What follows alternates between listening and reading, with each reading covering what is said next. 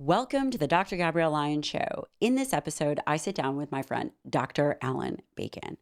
Dr. Allan Bacon holds a doctorate in dental surgery from the University of Maryland, who left his career and became a nutrition and training coach. Here's why I love Allan.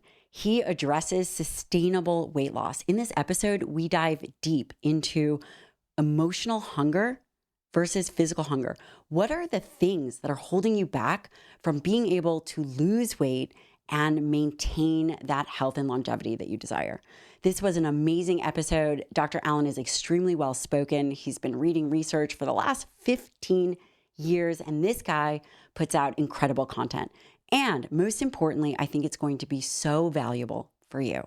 Now, without waiting any further, as always, if you like this episode and you like this free material that we are providing, please take a moment to share, subscribe, go to my website, sign up for my free, completely free newsletter, and let's raise awareness on what it means to be forever strong together.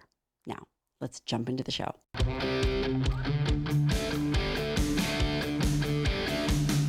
Dr. Allan Bacon, I should say aloha because you did come from Maui. So I guess aloha. Absolutely. That works for me. Thank you for having me, Dr. Gabrielle. I'm really excited to have you on. And you have a unique background. You're going to have to tell us all about it, but you were an oral surgeon. So you went to dental school and then became an oral surgeon. And at some point you practiced for 10 years and then at some point made a career transition. So tell us a little bit about your background. So I had practiced dental surgery for 10 years, and there were a couple things that happened all at the same time that led to the shift in careers. This is going to sound sad, but it's an okay experience because it ultimately ended up becoming something that was very, very beneficial for me. My father ended up getting throat cancer, and through his battles during that, and he was a dentist as well, through his battles, one of the things that I'd asked him was there anything that you would have done different if you were given another chance? And he said that he wanted to spend more time with his friends and family. Oh. The same year, I was performing emergency surgery, 8:30 p.m., December 24th, missing out on dinner, Christmas Eve dinner with my in-laws. And my wife and I had always been pretty interested in fitness and health and everything like that to begin with. She was a regionals qualified CrossFit competitor. She was a Olympic weightlifter. She had made worlds in 2019, got silver. And I turned to her at that time and I was like, I've been thinking about this. I'm formulating in the dietary supplement industry. We kind of have our foot in the door in fitness, and it's both a passion of ours. So why not set up a coaching business on the side? We do it for our friends already. We've been doing it for years just for free. And this would be a way to make a little bit extra money and have fun doing it. She said, yeah, sure, let's do it. And while you were practicing dental surgeon, you read all the time. And one of the reasons why I wanted to have you on is, number one, I like you as a human. And number two, we won't tell the other Alan that, but Alan Aragon, shout out. But number two, when you go to your page, and Instagram is really interesting, it's very difficult to find new talent. Mm-hmm. And for whatever reason, the algorithm or just the capacity for the viewer, listener, learner, there's a lot of really good content out there, and it's difficult to find. And I think that you do a wonderful job at reading a lot of the data and sharing it in a way that is understandable. Digestible. Yeah. Digestible. For sure. A little bit... it's interesting. You and I were talking at dinner, and you guys, I really encourage you to go check out Alan's Instagram, Dr. Allan Bacon. We're going to link everything. And here's what I want you to get from it. Twofold. This guy loves to educate. And the way in which he has been somewhat forced to educate may be myth busting. Is that fair to say? Which you would love to do it anyway. I like doing the myth busting. I think it's something that needs to be done because we need to bring it to the forefront. Because unfortunately, what you were talking about with the way that the algorithm works is part of the issue. And it's part of the issue why people have so much confusion surrounding health and fitness. If you put out hyperbolic content or inflammatory content, it takes off like that. Isn't that crazy? Well, it takes off for a couple of reasons. It takes off because, one, it grabs your attention from the beginning. If you're going out and you're giving just general good information, it's a little bit, oh, I kind of understood this. If it's something different, it's like, oh, hey, let me take a look at this, see if this is something that maybe I should be paying attention to. The people that want that secret, want something hyperbolic, want something hacky or secret or, amazing, they'll grab onto that and they'll comment and they'll share. And then the people like you and me that have a little bit more of an understanding of the background will say, hey, that doesn't necessarily make sense. This might be why. We also comment, we share, we discuss the fact that this is something that could be leading you astray. It gives the original content double traction. And so you will see oftentimes that this more extreme type of content does very, very well on social media because it essentially gets double reach. Yeah. And so it's difficult as a general population person to get through all of the noise that's out there in the fitness and nutrition space because you're being inundated with a lot of this bad information. Yeah. It's a really good point. And we're going to talk about very practical application-based information, which you do such a great job. And, frankly, if I have a question about, say, resistance training, I call you. And what's also interesting is you're not traditionally trained. You're trained as a surgeon, as a dentist, and also you went to the University of Maryland and where was the other place that you went, which was a very good institution? Wake Forest for undergrad. That's right. Wake Forest for undergrad. So you have a foundation understanding, and then obviously going through dental school, you can choose two routes. You can be someone who looks at data and reads, which you clearly do. Both the Allans do that. And that's where the real magic is reading the information and then being able to apply it, which you've done with your individuals that you coach. Now, my question to you is, when you decided to make that transition to Instagram and education, was there a moment where you thought, I have to do this? I have to put myself out there and do this kind of content? Because you're very also unfazed by the internet, which, you guys, it's not a friendly place. No, it's not. And we've talked about this, prior. In the medical field, you have a lot of support. You get a lot of peer colleague support throughout things. With the fitness industry, it's a little bit different, and it's almost like people view each other as a challenge, or maybe, like you had said, you have to work up to do the level of expertise that I had to go through to get to this point. So it's difficult as far as the way that the industry runs, but I think that if you just continually put out the right information, that's where you can actually start to help people. And the whole basis of doing all of this is to be able to help people. That's right. And it's noble, Yeah. It's noble to be able to do something that is meaningful and really makes people's lives better and educate. When you work with your clients, so I'm going to read this statistic, and this is: following weight loss, studies show more than half of the weight lost is regained within 2 years, right? So the recidivism rate is, there's very an high. 80%, over 80% is regained within 5 years. It's very high. And our population really struggles with weight loss. And my question to you, the first question is, what are some really common reasons that people hit plateaus in their weight loss journey? So plateaus and recidivism are slightly different, but they're related, and that's a good question. Plateaus are typically due to metabolic adaptation and a misunderstanding of what's actually going on. So metabolic adaptation, the way that your body fights weight loss, is through two main mechanisms. Most people have this misunderstanding that it's going to really lower your metabolic rate, and it doesn't do that. If you look at the data surrounding drops in metabolic rate from what it should be as a predicted level, if you lose 25 pounds, we use a predictive equation. We say this is what a person who's 155 pounds should be. If you look at somebody that went from 180 pounds to 155 pounds, they're typically only off from those predictive equations between 5 and 25 calories. So these metabolic rate drops aren't really the causes of these stalls. And I want to put that out first, because if we know that that's not the cause, then we can actually start to focus on what is important. And so what we find with metabolic adaptation, this is the body's main mechanism for preventing you from losing weight. And you have to think about this from a biological perspective.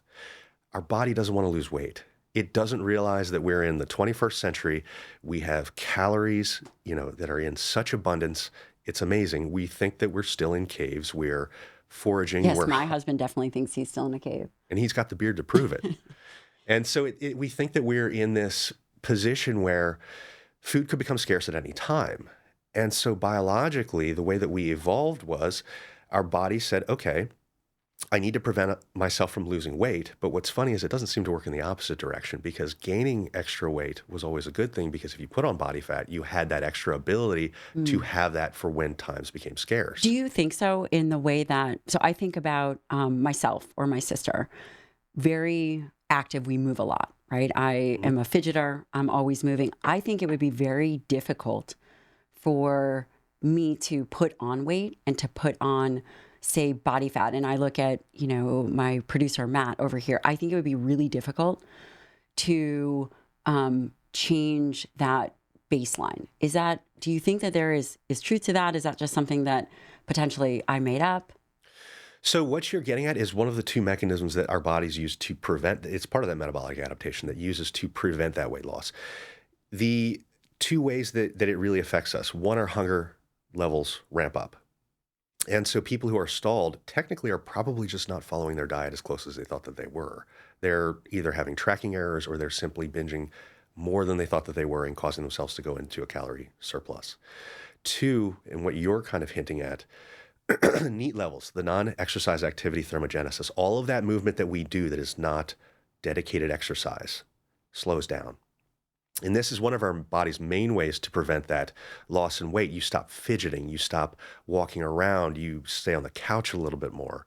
And so this can really drop total daily energy expenditure to the point that people's weight loss progress stalls out. And, one of the ways that we tell people to help adjust for this is where we use step count as a proxy of NEAT. Now, obviously, there's no easy way in a free living person to say, hey, how is this person's NEAT levels going to be, moving up and down based off of other types of movement? We can't monitor how much you're moving your arms, really. We can't monitor how much you're fidgeting, really, but we can monitor step count. And so one of the best ways to be able to see, as a person's losing weight, what the cause of their stall may be is to monitor step count. And if you see, hey, in the beginning, when we started, you were at 9,000 steps per day. And now that you've lost 20 pounds, all of a sudden you're at 6,500 and you can no longer lose weight, and we have not adjusted your calorie intakes from food. Well, there you go. There's one of the reasons that it's happened, because your total daily energy expenditure has dropped. And so when you're talking about, it's very difficult for you to gain weight because you are an active person, you fidget, you move around a lot, you've got an active lifestyle. I mean, NEAT can account for up to 2,000 extra calories per day. It's a lot. It's a lot. It's a Now, lot. that's not the average person. That's somebody that's in, say, an agricultural job. And is there, before you continue, do you think that there is a body set point? That even though, if we're living, and I know this is somewhat hypothetical, but even though we're living in an obesogenic environment, do you think that, for example, how much do you weigh? I weigh 225 pounds. That's why you had to get that special chair for A me. small human. Do you think that your body would prefer to be, say, for example, 225 pounds? So there's a couple theories about this. It's a very interesting question, actually. There's the body fat set point theory, but the one that I would recommend people look into is something called dual intervention point model. And dual intervention point model suggests that there are both environmental and genetic factors that come into play for your body fat essential set point. And I certainly believe that, yes, there are influencing factors that are both genetic and environmental that keep people where they roughly are, or where their body roughly wants them to be. And it's difficult to change. And this works in both directions. It's difficult for people to gain weight that have these really active lifestyles, like you were saying. it's difficult to lose weight for these people that have these really sedentary lifestyles and whose bodies have, this predetermined notion that they need to be at this certain weight. And part of it that is controlled a lot through hunger cues. And discordant hunger cues are one of the really big problems that a lot of people have. Can you explain? Yeah, explain what that is. Well, we know that through information from the NIH, Kevin Hall does a lot of these great things that talks about the calories in versus calories out, energy balance models, that calories in versus calories out is essentially the guiding principle of why you would either gain weight or lose weight, right?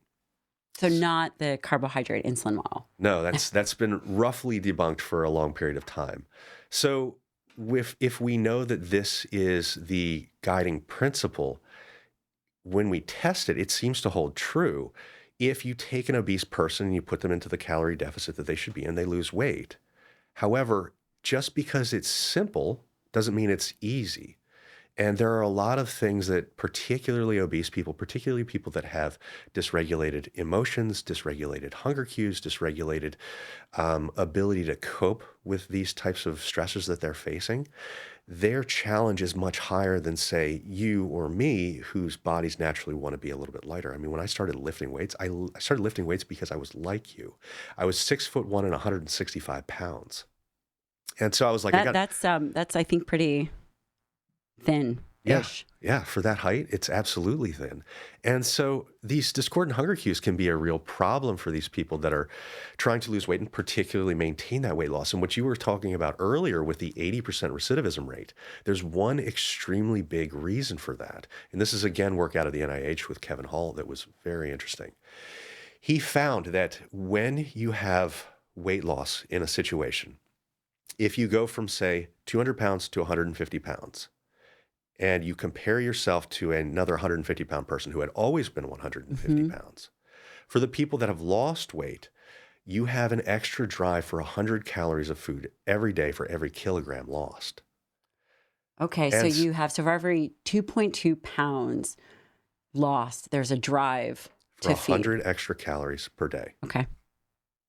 It's a lot. So you have the same outcomes will work, the same procedures will work, if it's roughly, if it's, 1,500 calories or whatever it is to maintain for that one person, it's going to be similar for this other person, assuming NEAT and all of these other things are maintained, right? Mm-hmm. But the person that lost the weight is going to be experiencing much greater hunger cues throughout. So the recidivism rate is not surprising because people are unaware of this. And they're unaware of the fact that they're dealing with something that somebody else isn't dealing with. That's a really good point. And I think that's a really good point. This is where this education really makes a lot of sense, right? Because if you can understand, I'm not doomed, and it's not that Stacy over here can do this because she's better than me in some way. She's doing it because she doesn't deal with the same things that I have. How would someone quantify that? So if someone at home is listening and they're thinking, I've really reached a weight loss plateau, because I think that there are probably very specific ways in which someone could overcome that. And you'd mentioned increasing NEAT. I'm sure there's other ways, which it's usually through NEAT or diet. Okay. I mean, those are the two main things that you're gonna use no matter what. But so that's the good thing. Again, if you understand what you're facing, you can use the tools that you have to be able to fix that. Now, there's certainly nuance into how you can create those calorie deficits and all that, but it still boils down to the same thing. And in the same way with any kind of diet where people push, keto's better for fat loss, or veganism is better for fat loss, or whatever it is, it still comes down to calorie levels and energy expenditure in total. That's really interesting. When you start speaking with clients, what is the first thing that you approach? Because it's fascinating that diet, nutrition, weight loss is very emotional for people and very challenging. And the majority of people that lose weight without proper understanding, it becomes very difficult to keep it off. And then we see a lifetime of yo-yo dieting. And not only that, but also the mental struggle and what it takes away from people's lives. The yo-yo dieting makes it even worse too, because this is especially in line with your field or your area of expertise. What happens when you yo-yo diet? People will tend to drop calories really low because they want to see the scale move. They think, hey, I just need to get this done for me. I've struggled so much. I'm very frustrated. Let me take my calories down. What do they do when they take their calories down too much? They lose some lean muscle, and then they recidivize. Right. They go back up. Right. I'm going to make up words throughout this. Go right ahead. They go back up, and then they attempt to do this again the next year. But now they got a little bit less muscle because they were too afraid to actually build muscle in that time off, because I don't want to gain weight. So every subsequent attempt at weight loss becomes harder and harder and harder, and people get really frustrated with themselves. And I've heard a very reductionist take on weight loss or becoming healthy that, oh, these people just lack willpower. And although willpower certainly has something to do with it, I think that the coaches have kind of gone in the opposite direction to where they're like, there's no willpower. Yeah, willpower has something to do with it, something to do with everything, but it's not the main thing. And what you have to understand is through education and through learning the coping mechanisms and ways to deal with it, you can put your willpower to work for you. Just because, Stacy or whoever is able to manage her stressors doesn't mean that she faces them in the same level that you do. Maybe you don't have the coping mechanisms that she has set up, so she can use willpower, but she has to use a lot less than what you are trying to put into play. So that's what I want to get into today, to give people some of these practical takeaways so they can start to actually put their willpower to use for them without it being overwhelming. I would love for you to guide us into some of that. Before we do, I have a personal question. It's something that I've wondered a lot about. We have this body fat percentage that people will say, okay, well, you've now hit 30%. This is considered obese. Do you have a sense of, and I don't have an answer for this, and I'm hoping maybe you do, where body fat percentage should be? Again, a lot of the data that we have they're based on populations. Mm-hmm. Do you potentially think that what would be, there's just ranges. So maybe, for example, for a woman, the body fat percentage should be, 15 to 18%. 15 to 18% would be extremely low. But that's interesting, because is that right? So these are and again, that would be, so here's, it's a great question. And for some people that could be the right answer. What the number that you threw out there is not ridiculous. It requires nuance. And like you said, a range is probably the best thing. And if I were if someone was to ask me, what would you recommend as ranges for men and women? I would say a healthy general range for the large majority of people for men would be between 10 and 20%. For women, it's going to be somewhere between 20 and 30%. See, that seems high to me. That's where the general information is suggesting the best overall health. However, the general information does not always follow really fit individuals. So you're going to have some room to go below that, particularly for women. And so if you're getting down into that 17% range, you could be perfectly fine. And there might not be a problem at all there. The issue with getting to 15% and maybe below that is that you might start to have amenorrheic symptoms. You might start to have, some malnutrition symptoms. But it's the same thing with men. I mean, men could get down into like 8%. There are some men that can sit there just fine, and they'll be completely happy. I mean, there's going to be a little bit outside of that bell curve, right? Yeah. And you're going to be fine. Is 30% on the higher end of that bell curve for women? Yes, it is, but we still see it based on general population data as we don't have any negative health pathology. We still have longevity, that's really good. Is it optimal for quality of life? I would say probably not for most people, but it's going to be dependent on the person. Yeah. And I always appreciate that about you, is there is a level of nuance, and you always hear experts and individuals. It's not a blanket statement, right? It can't be, yes, you should be 30% or less, or, I suppose you should be 30% or less. It would be lower. But there's no one right answer for anybody. And it definitely is individual. Well, the biggest issue with it is, and why the range tends to be a little bit large, is that like you said earlier, there are a lot of psychological factors that come into play. And sustainability is a really big thing. Mm-hmm. And if we set this goal of like 15 to 18%, there's not necessarily anything wrong with that for certain people, but probably for the large majority of women, that would be an unsustainable goal because of the changes to nutrition that they would have to go through. And I think that the more that you coach, the more that you realize that coaching is more about psychology than it is about the physical aspect of the training and everything like that, because you're dealing with the mental and emotional health of somebody. And especially when related to food, that is the main thing. Yes, absolutely. You mentioned something earlier. You're 6'2", very tall. Well, I mean, everyone is tall in my eyes, but 6'2" is above average. It is tall. You mentioned that you were 160 pounds. Yeah. There probably is not from what I can gather, there's not a muscle mass set point for individuals. That there might be an upper threshold as to how high someone could go. Genetic potential. The genetic potential. Yeah. And there's some chart out there. I don't think it's very validated. It's a skeletal muscle mass. The fat-free mass index? The fat-free mass index, to see how much fat-free mass is possible, if someone is, we were joking, natty or not. It's that 25-point cutoff. But do you think, from the literature, there is a body fat percentage set point for individuals? This goes back to that dual intervention point theory. I don't think that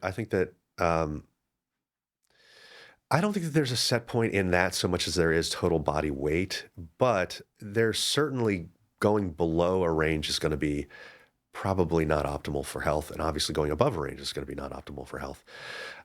So my thing would be focus on where are you in your journey if you're an individual and you're asking yourself these questions.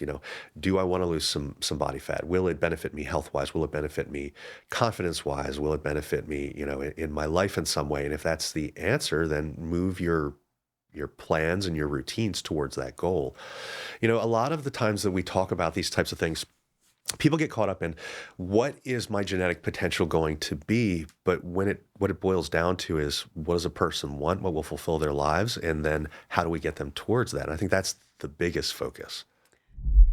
Thank you to Cozy Earth for making women happy everywhere.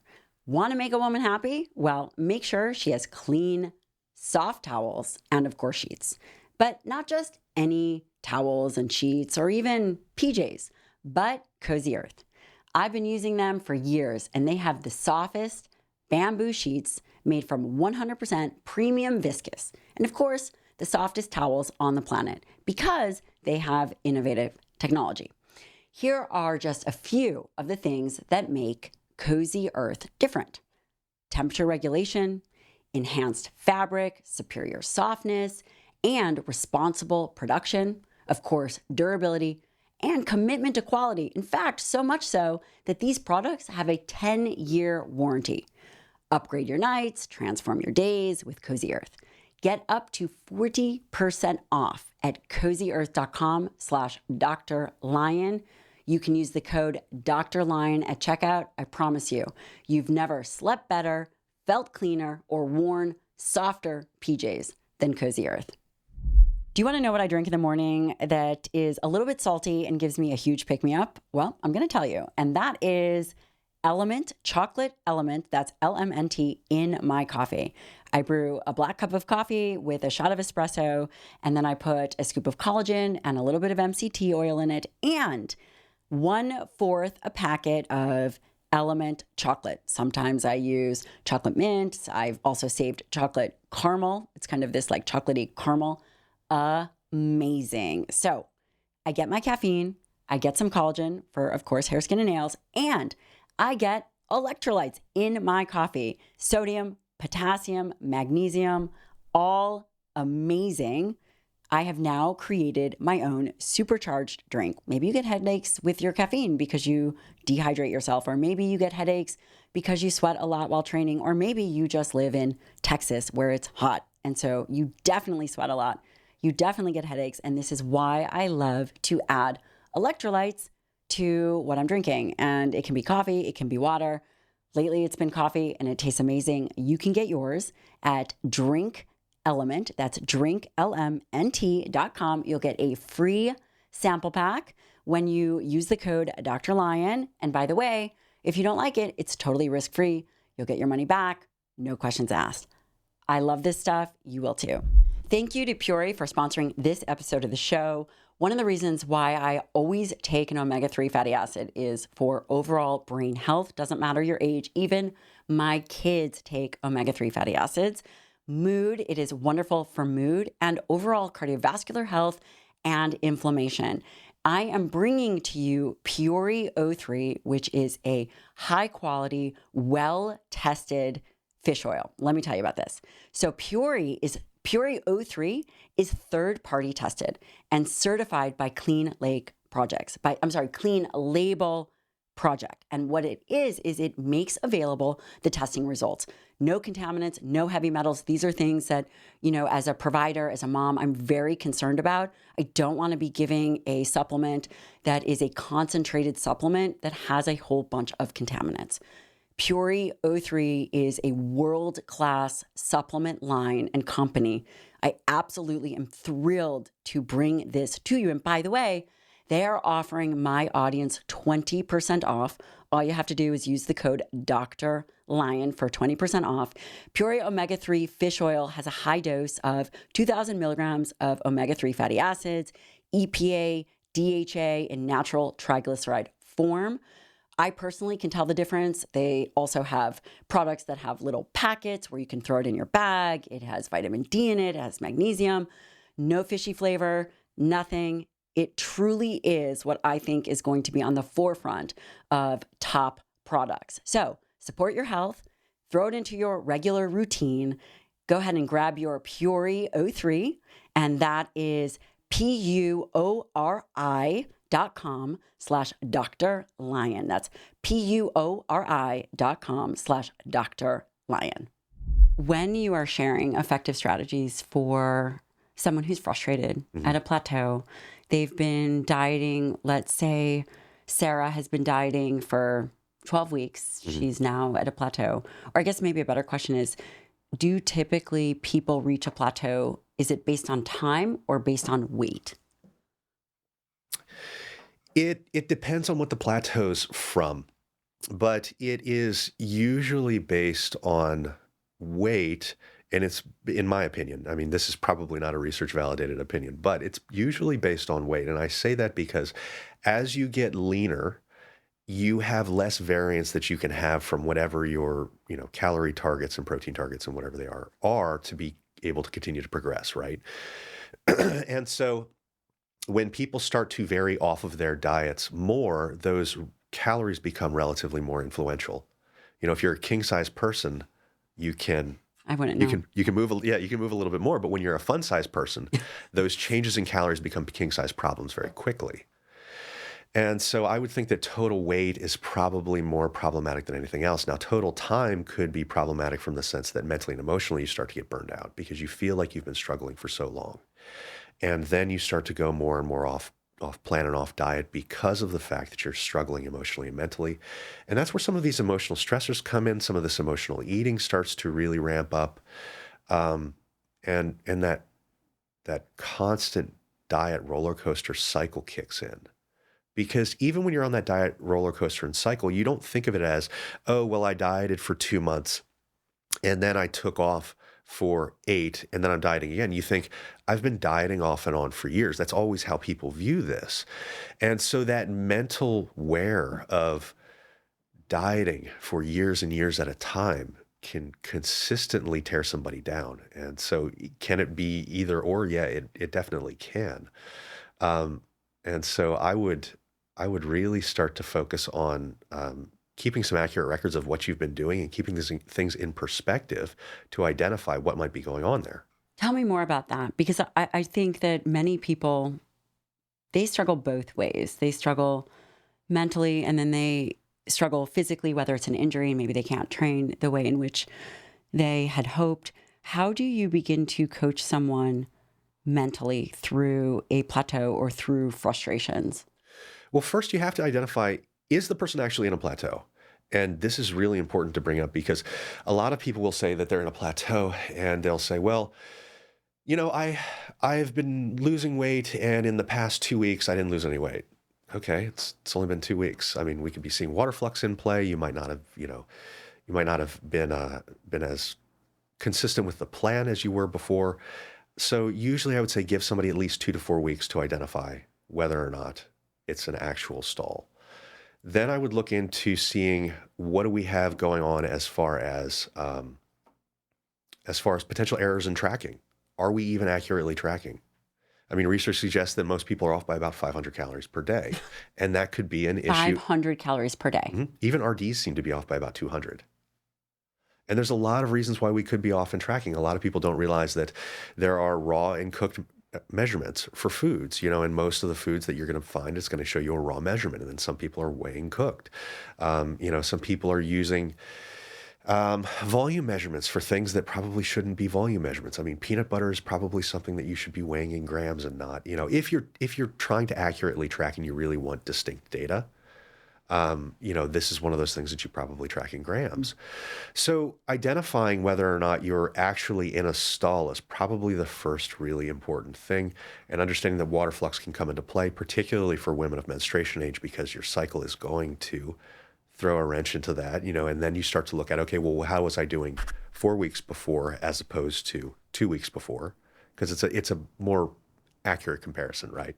I really appreciate that. I have a handful of patients that they better be listening to this right now. And if they're not, I'm definitely sending this episode to them, because some of them get very concerned week to week or day to day. And Week they to will week is say, too yes. quick. And they will say, Doc G, I don't understand. I've put on 10 pounds in the last 3 months and I can't lose it. Mm-hmm. And again, week over, and these are very fit individuals. And the week to week is what I'm hearing you say, is that one could not say, well, you're at a plateau if we've only looked at a week, or maybe we're getting to 2 weeks.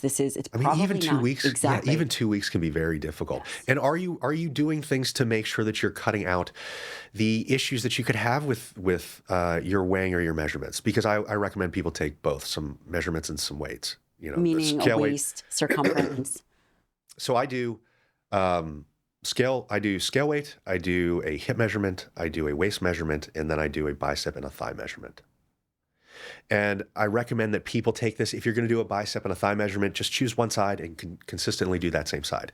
But here is what I would really stress that people do. When you are taking these measurements, do it first thing upon waking, after going to the bathroom, before having any food or drink, preferably naked. If you do alone, friends. Depends how happy are you with everybody around you. But the important thing about doing it this way is, if you follow these guidelines, you're going to be cutting out all of that issue that you have with food weight in play, with water weight flux throughout the day, with having different amounts of muscle glycogen in play. I mean, if you're eating food, if you're eating different amounts of sodium, if you're drinking different amounts of water throughout the day, you're going to see your scale weight in these measurements going up and down naturally. And this can throw people off significantly, because they will do one time, they'll measure in the morning, and then 3 days later, they'll measure in the afternoon, and they'll be like, I'm up 5 pounds. And I just had a client start the other week who had her own little breakdown. And it was one of those things that it's understandable when people have these, because you don't really know what you don't know. And she took her measurements, and then the next day she took them and she did it in the afternoon, and she was up 5 pounds. And that could be entirely food weight. You're not gaining 5 pounds of fat in one day. And so understanding that, one, you want to create some consistency between these measurements. And the best way that you can possibly do that is in the morning, after all the different things that I had said, because you're going to cut out any risk of potentially having more water flux, food weight in play than you otherwise would have. And then two, set proper expectations for what rates of weight loss and weight gain are. And this is a huge thing. I actually have an entire infographic that I give my clients on this, because it's such a confusing thing for people. People watch things like The Biggest Loser, and they think that that's what realistic weight loss looks like. How fast did they lose weight? In The Biggest Loser? Yeah. I mean, you would lose potentially 10 pounds a week, if not more. That's right. They would go up and they would do the did you lose weight, right? Yeah. And then you either stay in the game or you don't. And the problem with that is there's a difference between weight loss and fat loss. And I know that you understand this, but a lot of people don't. And so if you want to take a client or if you are a person that you're working on this yourself and you just want to see the scale drop, go keto. Keto will cause the scale to drop within the first 4 to 6 weeks faster than anything else.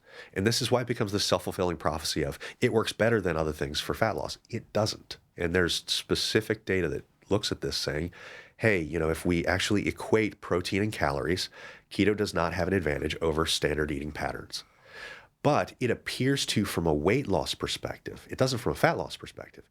The reason that you see this in the weight loss is because you're losing all that water weight, you're losing all that muscle glycogen because you're no longer eating carbs, and people think that this is dropping you really fast.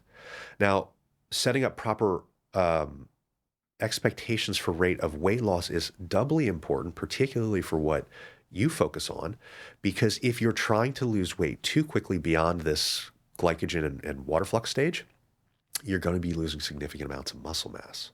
It's the last thing that you want to do. Just like we talked about before, you're going to make it much harder to lose body fat later in life. You're going to lower your quality of life. You're going to increase your injury risk.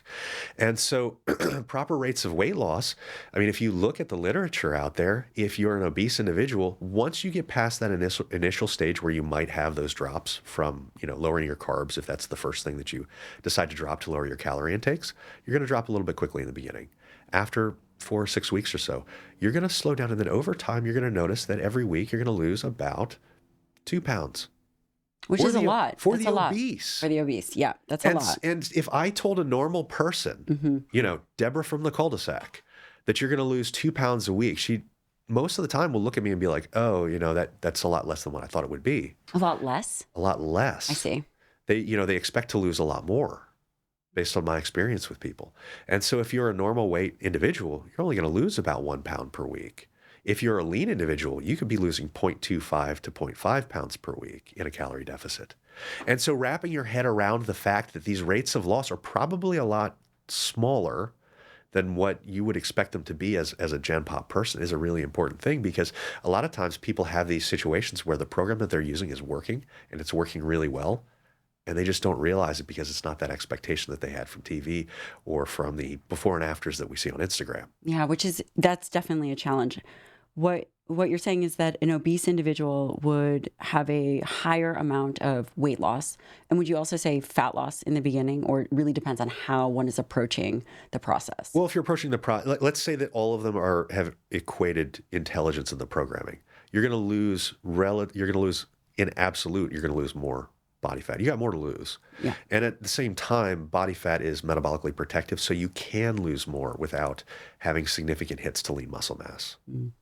And a normal weight person, a good target would be 1 pound, roughly 1 pound a week. And then a leaner individual would be 0.25 to half a pound. Yeah.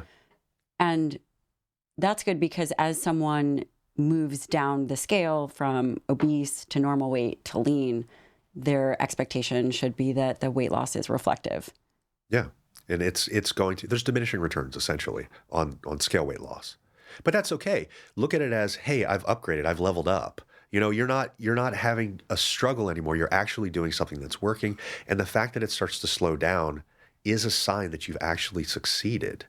And I really like to point this out to people in the beginning when they start working with me, because if you don't know that and you're losing 4 or 5 pounds every biweekly check-in that I have with my clients, and then all of a sudden 3 months in, it's half that rate. It's like, okay, well, the program's not working anymore. No, you've upgraded, you've leveled up, you've done the work that has given you the results.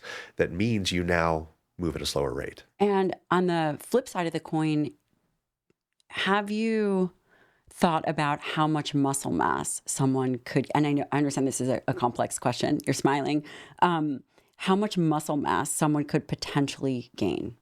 So this is going to be dependent on, it's going to be dependent on a few things. It's going to be dependent on one, what nutrition plan do you have in play? Because some people will try to gain muscle mass in maintenance or maybe even in a calorie deficit, which is not optimal. I mean, obviously being in a calorie surplus is optimal for building lean muscle. And would you say it's it could be 10%, it could be 20%? It could be higher than that. So there is some very interesting research in beginners, because training age has something to do with this too. It's what newbie gains is called, and so Hate those people. newbie Hate you beginner gains, guys. that's the greatest thing in the world. And so when people are in their beginner stage, I almost always try to push them towards a build or a bulk unless they're obese, in which case we say, okay, for health purposes, it makes more sense to. What about if they're normal weight? Say they come to you, they're normal weight, they want to lose weight. Do you focus on building muscle first or body recomp first?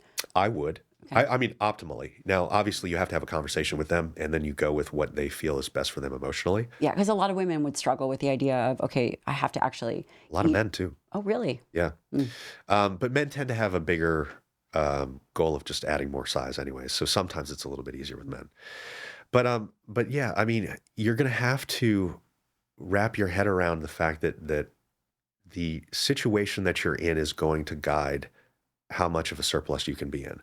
So training age, if you're brand new to training, you can conceivably handle more, and you can conceivably handle up to 1,000 calories above surplus and still do just fine without adding significant amounts of body fat. Do those calories have to, that sounds crazy. Very high, yes. Do those calories have to come from protein? No, this is just total calories, assuming you're hitting your protein needs for the days. And like you had said in your content before, hitting about 1 gram per pound of, would you say ideal body weight? Definitely. I mean, I think that's a great general recommendation. Now, we went over a bit more of the nuance in that collab that we did together, where there might be times where And we'll link that. there's a difference, because that is a very interesting conversation. But once you have that accounted for, then the calorie surpluses can come from conceivably anything that you want them to come from. Now, there is some benefit to hitting a certain range of carbs for building lean muscle. Great. Tell me about that. 3 to 8 grams per kilogram of body weight seems to be where you maximize muscle building potential. Men and women, doesn't matter. Yeah, and this is to the dismay of the keto crowd, unfortunately. So 3 to 8 grams per kilogram of body weight. So for example, I don't know, if someone is 100 and, who's good at math, 150 pounds. Can you do that in your head? Who's good at math? Why don't we? All right, I don't want to do this in my head. Okay, go. Do you have like an example of someone Divide by eating? 2.2. Okay, what that looks like? So, you looking at me crazy? So, well, I'm thinking like if we do 220, Perfect, and divide by 2.2, then we'd be at 100. So okay, so that's right. Yeah.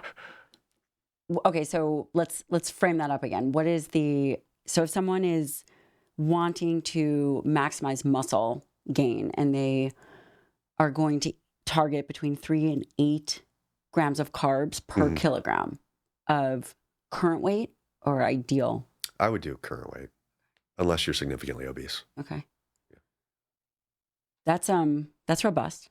It is, but I mean, that's what the research suggests. And if anybody ever has questions about these, I don't mind sharing the research with people. But yeah, I mean, I think that there are these things that you have to take into account to see if you can maximally build lean muscle. Because what you had asked was regarding, how much can a person build?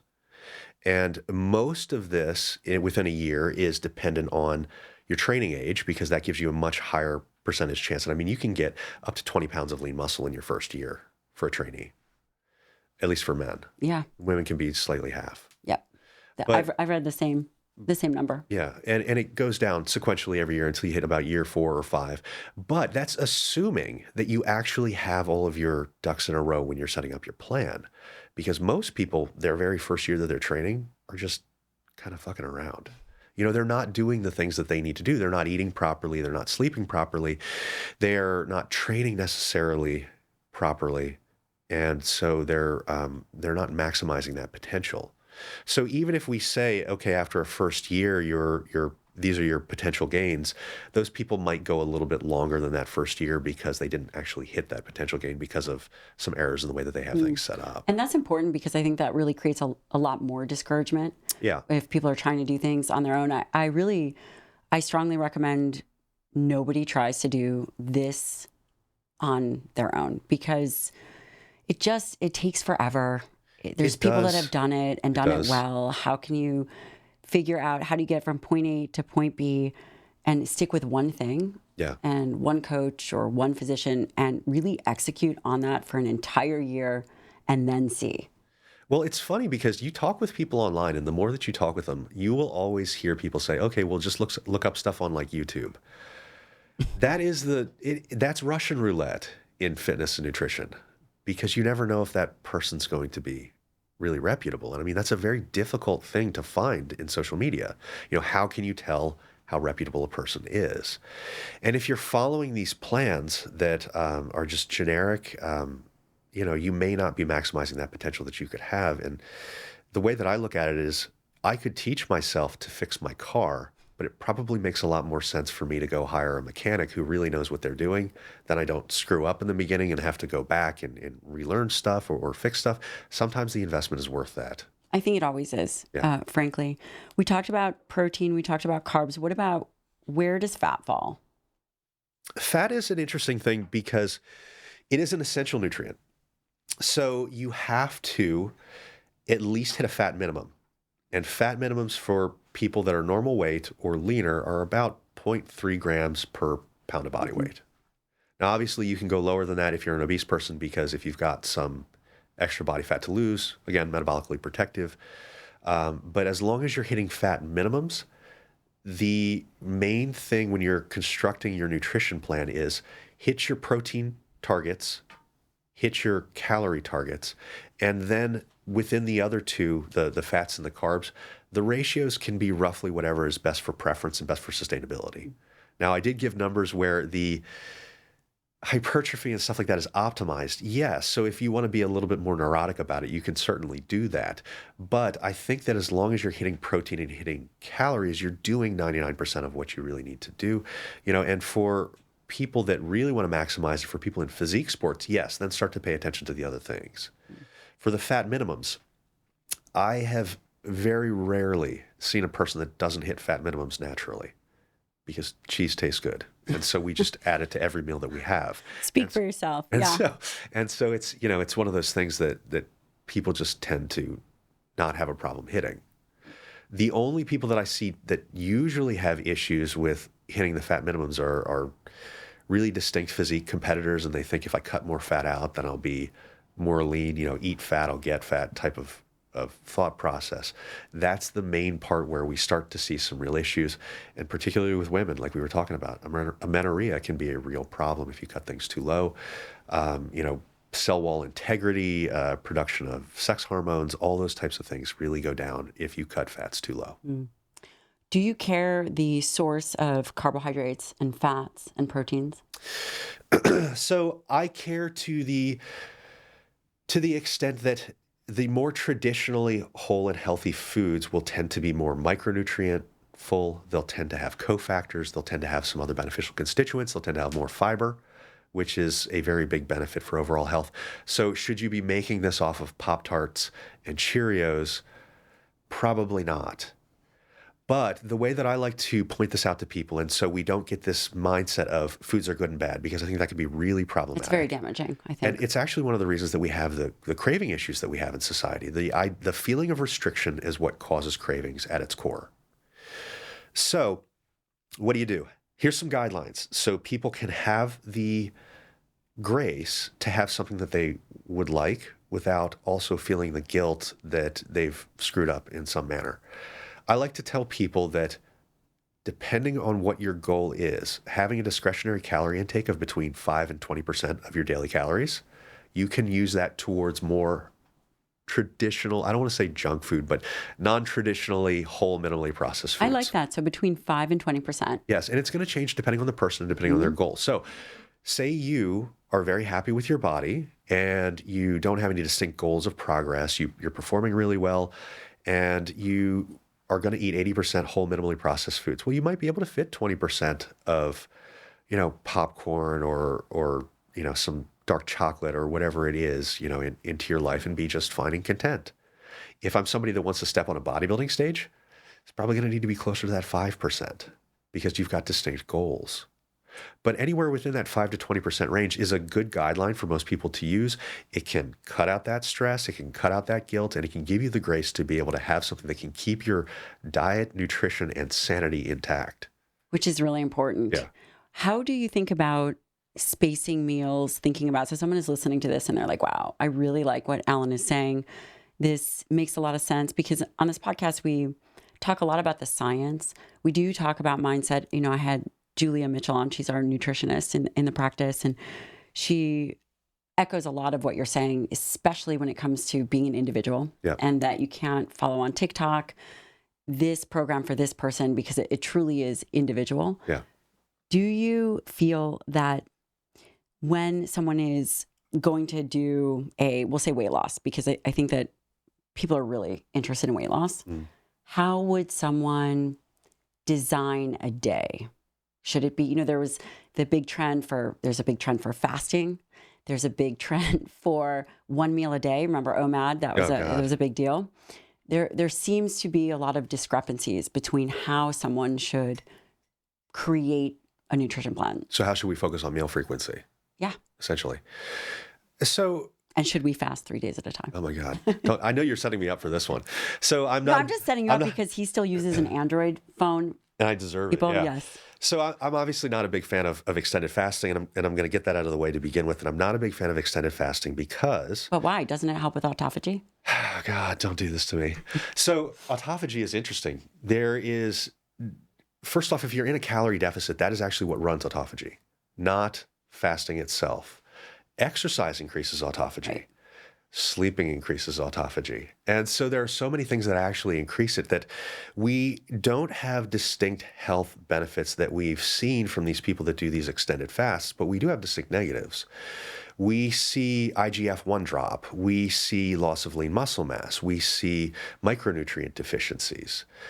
That doesn't mean that we can't use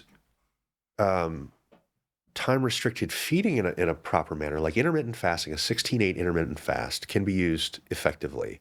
That's not long enough to really cause these micronutrient deficiencies, to cause these protein deficiencies, to cause these other issues that we may be having with these extended fasts. But there is, in the literature, no benefits to extended fasts beyond the calorie deficit. None.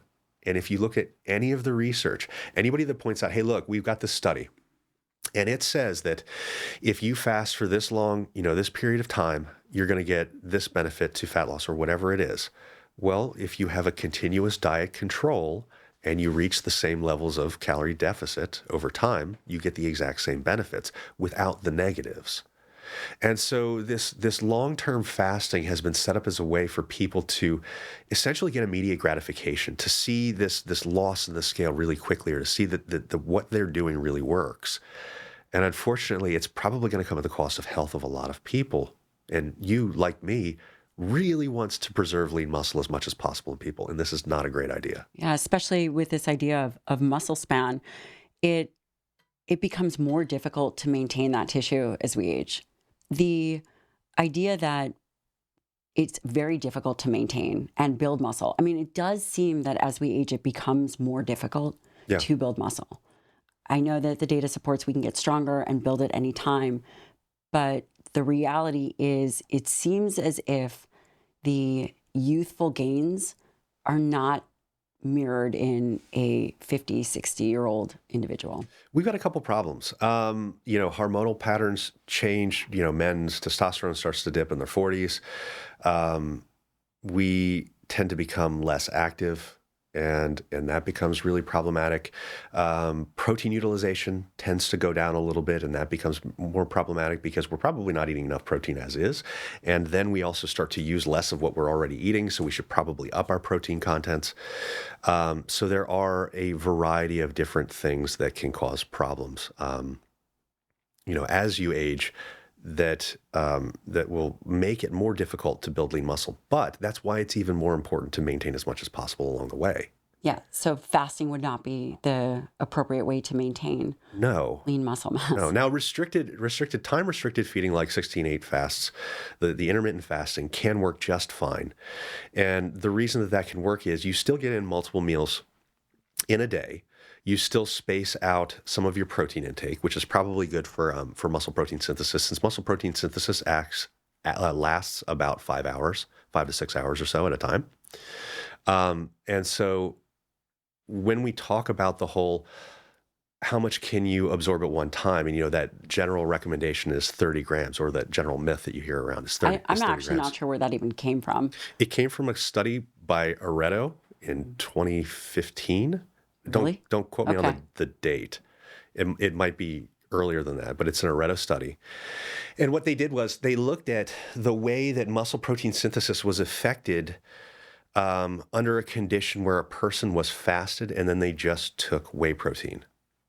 Now, the problem with using this is protein is used for more than just muscle protein synthesis. And so maximizing muscle protein synthesis isn't the entire story. On top of the fact that if you have a mixed meal scenario, say that you have your protein in a meal, or you take that protein shake with, you blend it in peanut butter, or you ate oats along the side of it, it's going to slow protein absorption, which is a net benefit. People think I have to get my protein in and have to absorb it as fast as possible. But the reality is, when you have things like mixed meal scenarios that slow absorption, when you have the ileal break, it allows you to absorb that protein over a longer period of time. And that can be used towards both anabolism, doing everything that it needs to do for the immune system, muscle protein breakdown benefits, all those kind of things. So that's where the 30 came from, because they were positing a situation that's unrealistic. They starved people, just gave them protein in a whey protein supplement with no carbs or fats. And then they saw, oh, this cycled through the body really, really quickly. And, you couldn't do anything with more. Well, you can in mixed meal scenarios.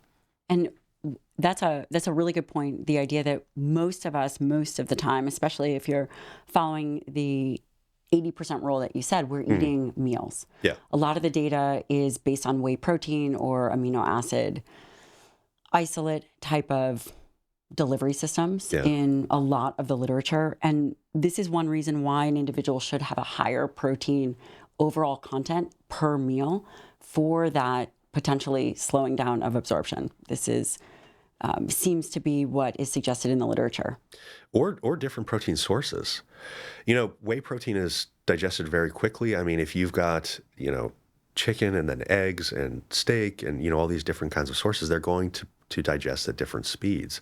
So over the day, this kind of handles itself. It's a self-limiting problem that we don't see, which is why when the general question is asked, the answer is you can pretty much eat whatever you want. Now, there is, for the meal frequency question, there is rationale to having a little bit of a meal frequency nuance to your situation. For most people, the main focus is just get your daily protein calories in play from whole, minimally processed foods. If you're doing those two things, that's your focus, you're going to do the large majority of what you need to do. And if you're a person that is, just trying to get healthier, just trying to improve their physique, they want to go to the beach, that's great. If you have specific goals, these physique competitors that we talk about, meal frequency may make a little bit of a difference. And it may make a little bit of a difference due to what I was talking about before with the fact that the maximized anabolic response to a meal lasts between 5 and 6 hours or so. So if we want to keep that maximized for longer periods of time, say we want to gain muscle as much as possible, then maybe what we do is we eat multiple meals 5 to 6 hours spaced apart. And that's reasonable. It's very reasonable. The data would also support in terms of meal frequency. If someone is older, number one, the overall protein ingestion is most important. And number two, I would say that there is some benefit to having at least that first meal and that last meal optimized for protein, especially if someone is aging. As we know, as you mentioned, there's a decrease in muscle protein synthesis, proteostasis, there's anabolic resistance. So there is certainly some benefit. We definitely believe, I can say, we both believe that more than 2 meals is probably more optimal, but we could say that the literature, at least from what I've seen, 2 meals is okay. Well, I'm even okay with that. in a cut, I don't see any problem with 2 meals. If that's what allows you, if you're comfortable with that and that's what allows you to get in, your daily intake. Say that you want to do the intermittent fasting and you're like, okay, well, I'm not going to eat until 1 p.m. or whatever it is. First, understand that the fast itself does nothing. There's no benefit to the fast. You're literally just providing yourself with a framework to not overeat.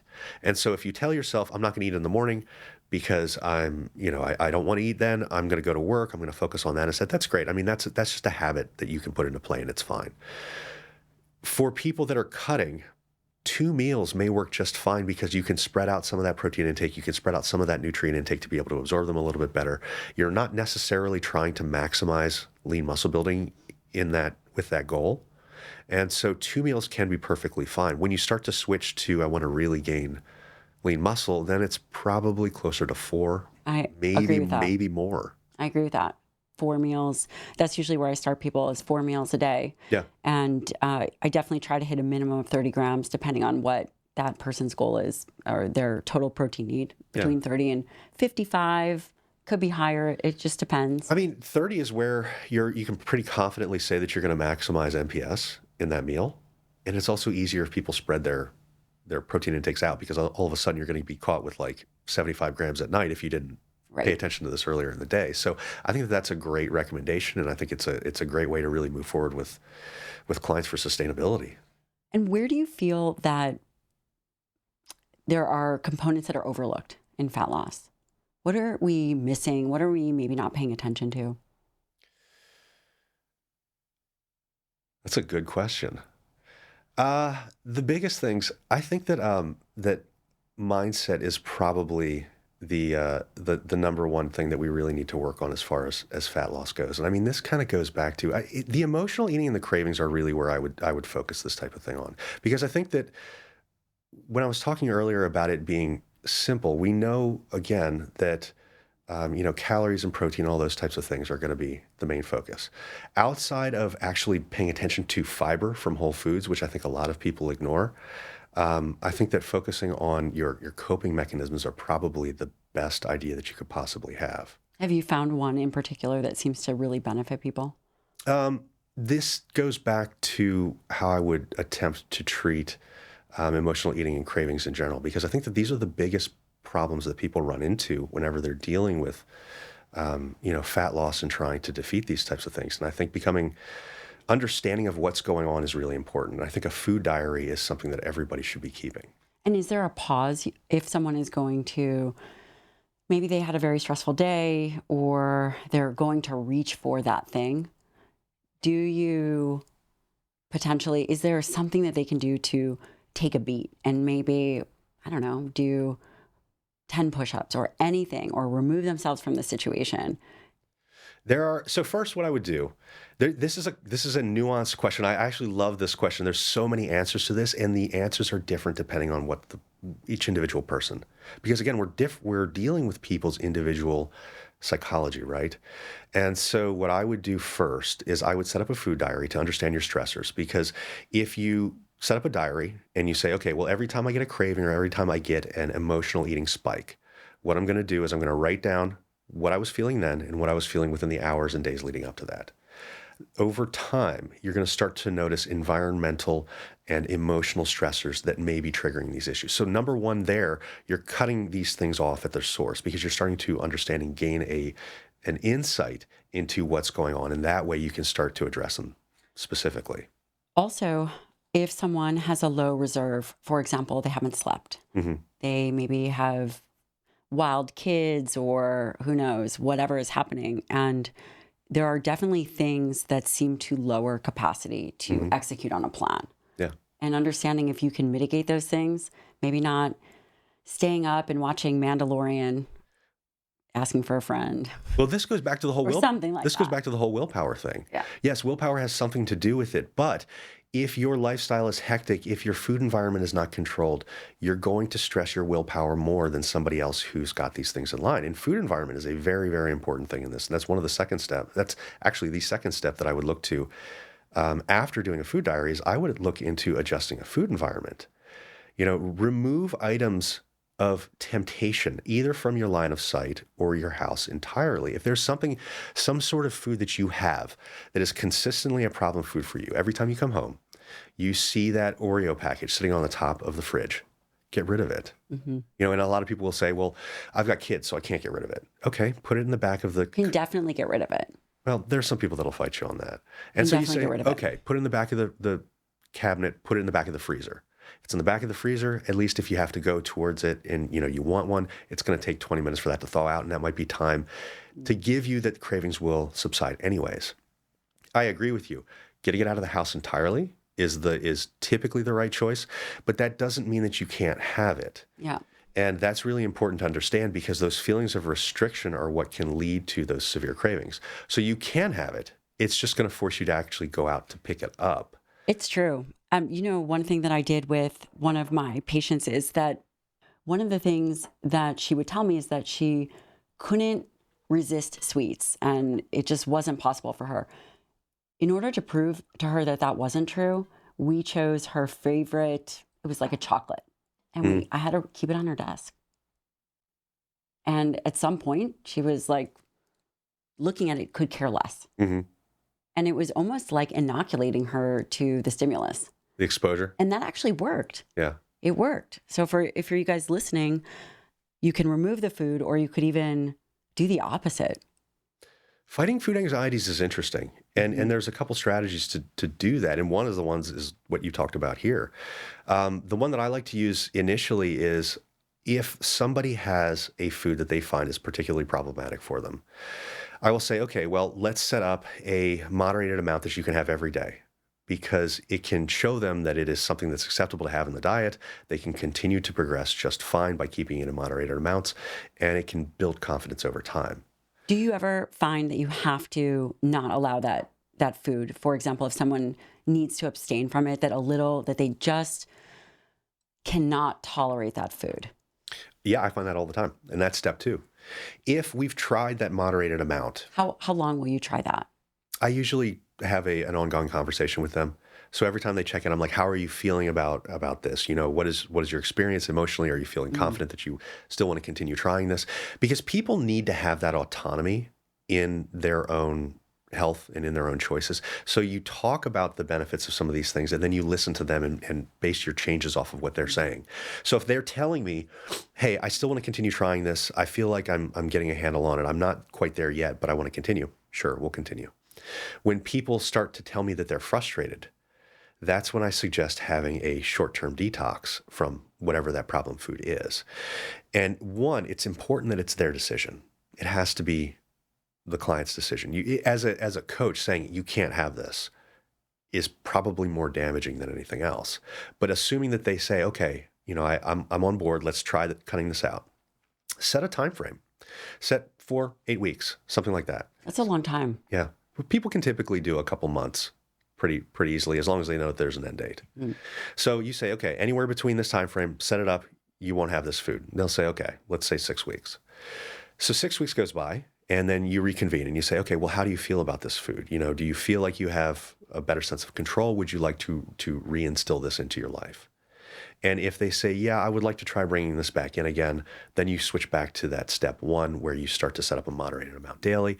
You essentially break that cycle of craving and giving in because that becomes a learned response. And once you break that learned response, you can actually start to gain some control over the situation. And what you will often find after that 6-week period, and I find this more often than not, we'll come back and I'll say, okay, how are you doing and how are you feeling with this food that you were struggling with so much before? And they'll say, hey, I don't really need it anymore. And it kind of comes to the situation where you had with having the food on the desk. It's, I kind of got over it and I don't need it. And that's wonderful. When it's the person's decision not to have it, that's perfectly fine. If they're choosing not to have it because they're labeling foods as good or bad, that's a problem. Yeah, and we definitely see that. I'm sure you then teach people about physical hunger and emotional hunger. How do people and how could one recognize the difference? So there's some key distinct differences between the two. Emotional hunger tends to be acute. It tends to come on very quickly, and it's unrelated to the timing of your most recent meals. It tends to be insatiable. I mean, when you eat something physical, when you eat something for physical food reasons or physical hunger reasons, it tends to be filling. When you eat something for hedonic or emotional stress reasons, it tends to not really fill you up. On top of that, it's mindless eating. And so you've got this combination of eating mindlessly and then at the same time not getting the hunger cues that you should be getting. And this is where you down that entire sleeve of Oreos or that entire bag of chips before you even noticed anything. And so these two things in combination can be very problematic for people if they're not aware that it happens.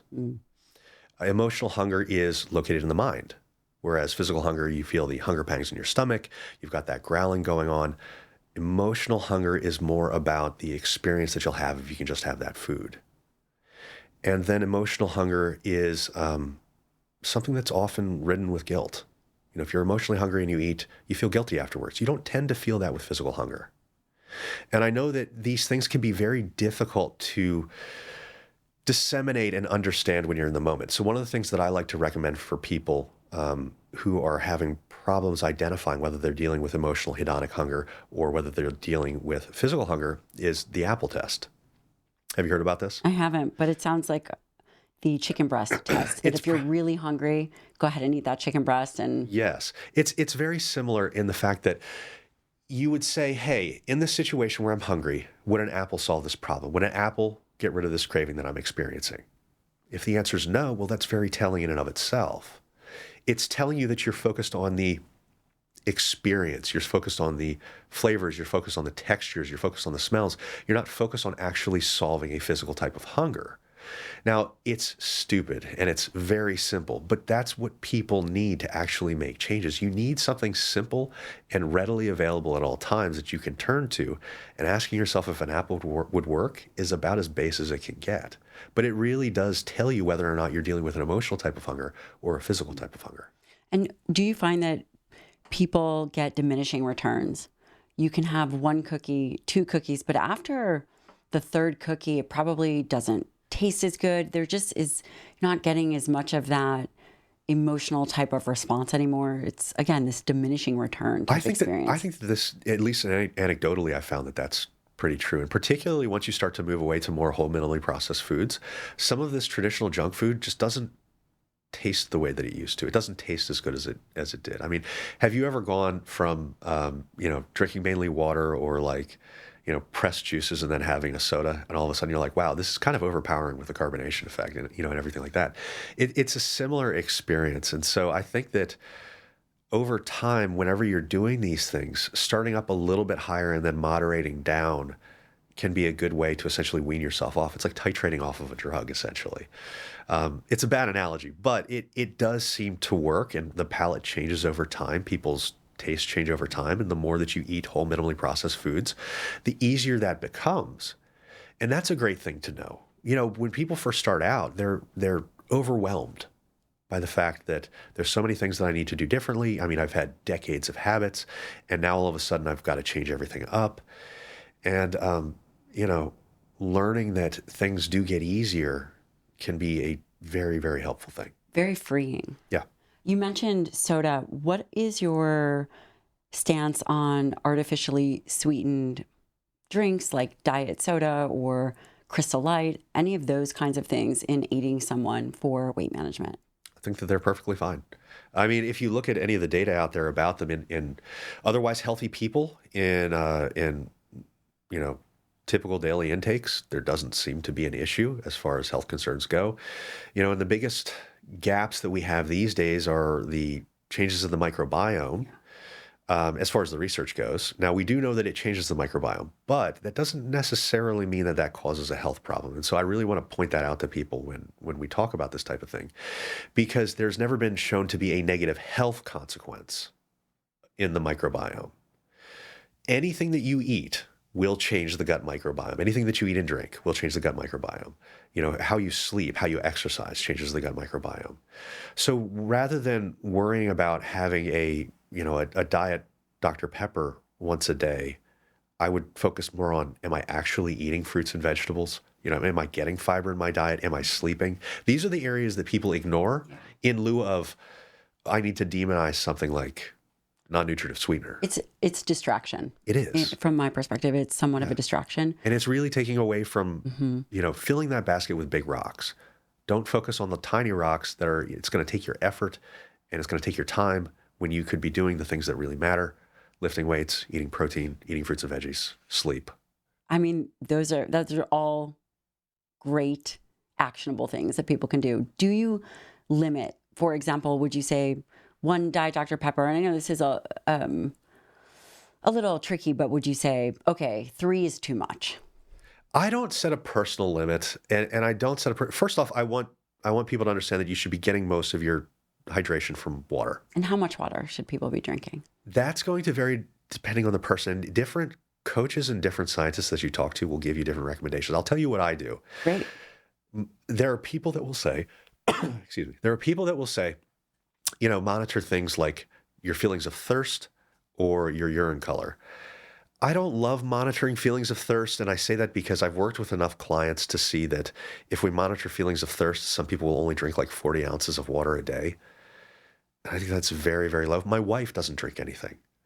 And particularly athletes and pregnant women have discordant thirst cues, more so than anybody else. Interesting. Do we know why that is? I don't know the mechanism for that. But they tend to have discordant thirst cues more than anybody else. And the elderly do too. Yeah.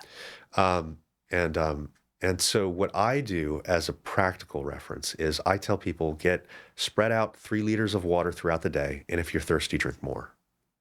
It's slightly below national recommendations or slightly above national recommendations for women, slightly below national recommendations for men. But at least if we're getting them in that right range, it can be a really beneficial thing. Now, I'm not saying that the coaches that say, hey, drink when you're thirsty are wrong. I've just found that it hasn't worked entirely with my clientele because I've seen way too many people that drink basically nothing if you don't give a guideline. And so this at least puts people into a decent range. It's not going to cause any health problems by those people that, massively push large amounts of water. It's going to help health, and it's going to give them something to shoot for, which I think is more important than anything else. And is there any specific influence on weight loss, or is that more of the hunger control? There's some minor effects on weight loss, but it is more hunger control than anything else. That's what I thought. What about mindfulness techniques for individuals? So the food diary is one of the mindfulness techniques that I like to use. The other one that I like to use is a set of awareness questions that I have clients ask themselves every night. And so before you go to bed, what I would do is I would ask myself these 3 questions. What am I doing? Why am I doing this? And where is it taking me? These questions make us aware of our daily routines. They make us aware of what's influencing the choices that we make. So what are the questions? What am I doing? Why am I doing it? And where is this taking me? Where is this taking me? And these 3 questions span exercise, nutrition, life. Everything. Yeah. And it's a great way to really ground yourself and realize what you're doing on the daily. Because like I said, it puts into perspective what you're doing, the influences behind the choices that you're making, and it puts into perspective whether or not that's bringing you towards your goals. Now, this is, again, one of those things that it's very simple and very straightforward, but I think that if we don't ask ourselves these questions, we kind of coast through life, and we don't take that account. We become less mindful because we don't understand what we're really doing on the daily. Where does meditation fit in? I think meditation is a great thing. I'm not really good at it, and I'm not a coach for meditation itself, but I think that it serves some very real purpose, and I think that I don't think that anybody can really downplay the benefits that meditation can provide. I mean, we see this is a bit of a tangent or a bit of a reach, but we see the benefits of the placebo effect, right? I mean, you're in medical, you've seen 30%. They're massive. Give me 30%. For example, if I give you water and I tell you this water is this magic elixir, there is a high percentage of chance that you might feel better. It's amazing how much it works. There was a study done in competitive powerlifters, so not newbies. They're these people that actually compete for a living. And they gave them either a non-nutritive sweetener or they gave them a pill. Well, they gave them 2 non-nutritive sweeteners, but one of them they told them was a fast-acting steroid, a new steroid. They took baseline levels of their squat, bench, and deadlift. They followed up in 1 week, and they did them again. The average rise for the lifts was 11 kilograms in 1 week. That's a lot. 11 kilograms in 1 week in competitive powerlifters. These are guys that aren't just coming out and trying their 1-rep maxes for the first time. And then a week later, they told half of them that it was fake. Did their numbers go back down? Every one of those guys dropped. The guys that were not told that it was fake, that continued on, continued to have that rise. But this just goes to show that placebo is an extremely powerful thing. And like you said, it can be upwards of 30%. and the effect is incredible. Meditation has similar effects to placebo without tricking yourself. Mm. You know, positive visualization. Do you think that that helps with someone's weight loss journey, Yeah. body comp journey? Yes. And I don't think that it helps directly with, you know, burning fat or anything like that, but it helps with confidence. It helps with the ability to maintain the protocol. It helps with motivation levels. It helps with feelings of contentment. And, you know, what do people struggle with the most when they're on these journeys? I mean, they struggle with, you know, the way that they view their bodies, the way that they view their competence, the way that they feel confident in a situation. And all of these things combined cause people to quit, burn out, you know, say, give into what is essentially the fuck it mentality, where it's, I've been trying so hard for so long and I don't feel like I've gotten as far as I want to. And so I'm just going to have that box of donuts instead of continuing to push forward those behaviors and habits that we were working on and saying, hey, I'll have one, you know, and then move forward with your life. But things like meditation, positive visualization, they're incredibly beneficial when used correctly, not only for that mental boost that they give, but for that grounding that they can give. And people will likely move into that direction. Yeah. Potentially subconsciously. Again, I don't have any data to support that, but how we see ourselves and how we envision where we're going, I think allows us to move in that direction. How much time during a week do you spend reading literature? Oh my God. This is probably 3 or 4 hours a day. 3 or 4 hours a day. Yeah. How long have you been doing that? 15 years. Um, So this is neuroticism at its finest, right? have you? It's wonderful, actually. Do you have a photographic memory? No, I don't have photographic or eidetic memory. Okay. Unfortunately. Have you found something over the years that really surprised you? So we can talk about a time that I was wrong. And this was a surprising situation for me. So, not that I was wrong, but what I was wrong about. So, I used to always tell people that the guiding principles for weight loss or weight gain hold the same for everybody. You know, you've got to be in a calorie deficit. You've got to be in a calorie surplus to gain weight. So if a person's not losing weight, they're simply not in a calorie deficit. You cannot defeat thermodynamics. Previously, I used to think that the difference in RMR, the resting metabolic rate of people, was not really that drastically different. It actually is a little bit more different than what I thought, and it surprised me. And so what we see now is that, at least through some of the more recent research, is that RMRs can differ between somebody of similar body composition and weight by up to maybe 800 calories. 800 extra calories per day for somebody can be significantly different.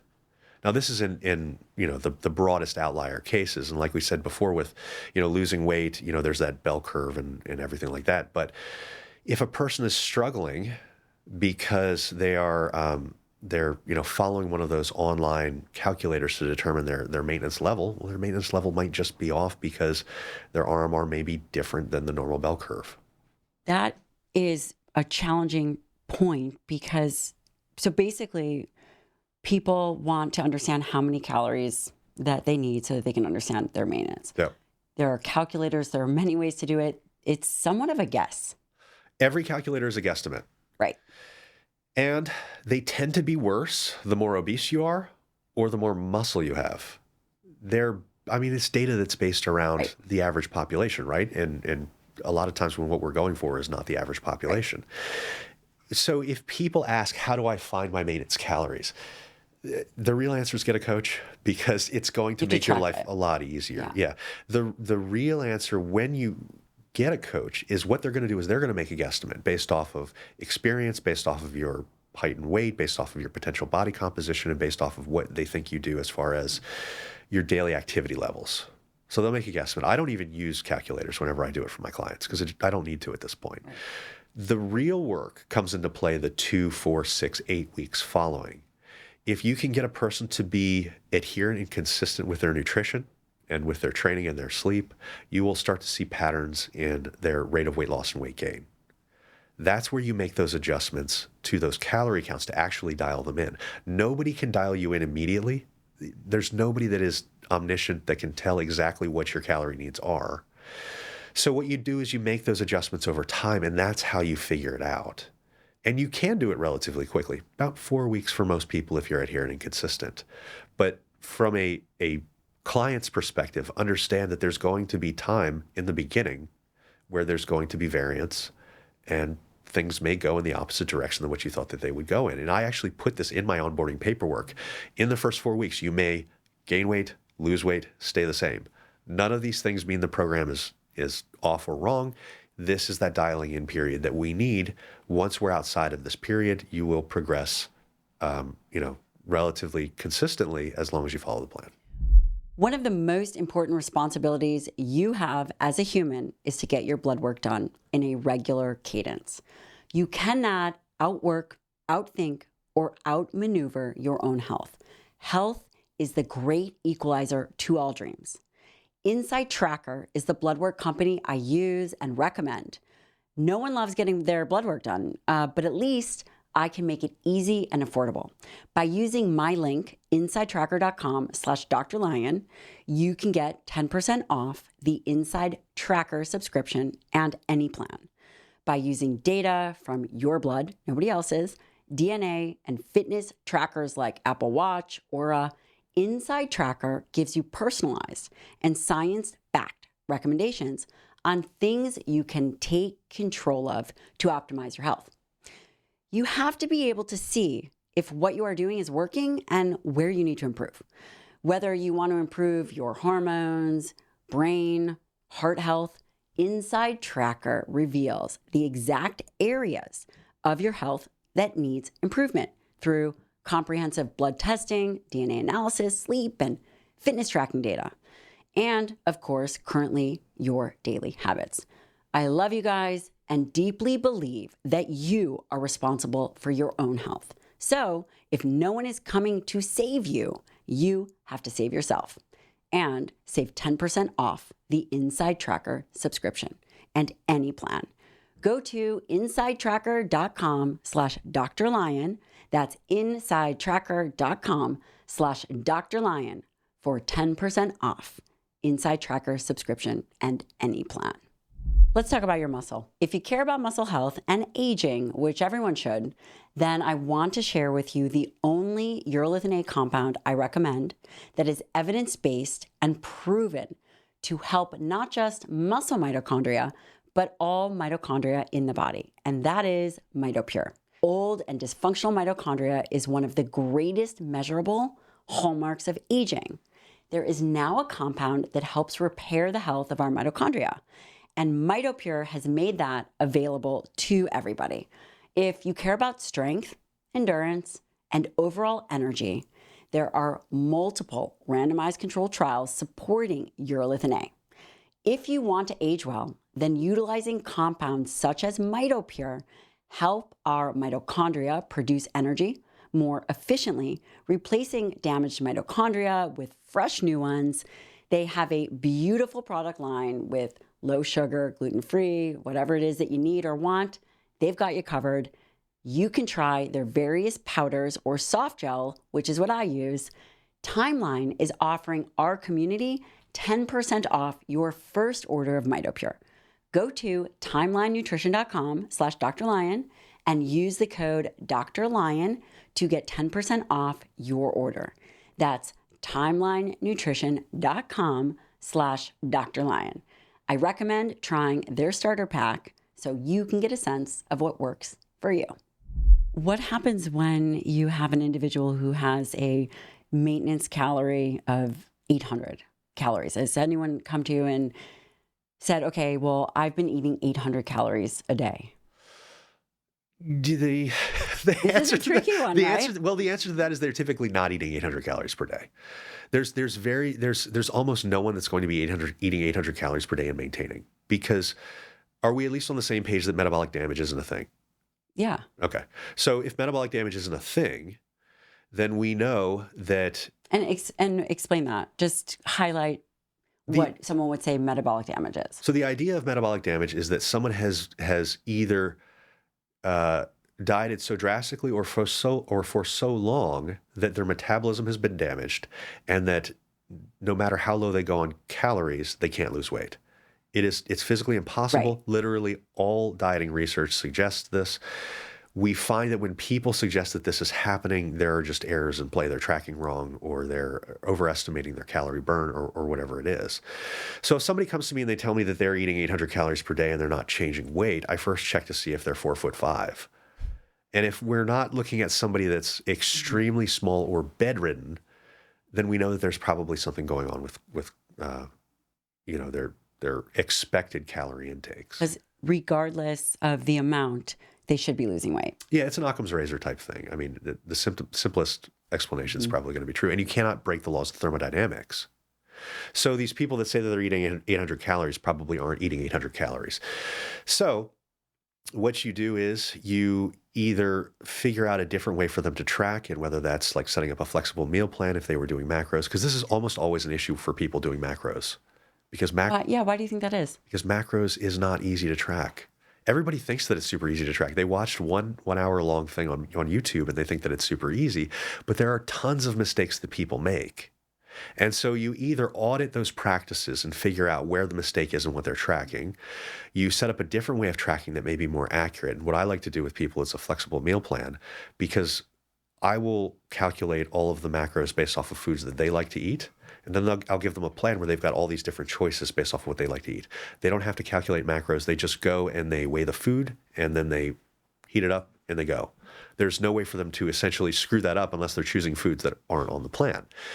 But for people that are determined to do the macros and stick with it, you just have to figure out where your error is, because there's a 99% chance that's an error. Unless for some reason you're massively hypothyroid and unaware of it, or you're, diabetic or something else that's causing some of these issues, that's rare. Is it rare? I mean, I guess from my perspective, I see a lot of hypothyroidism.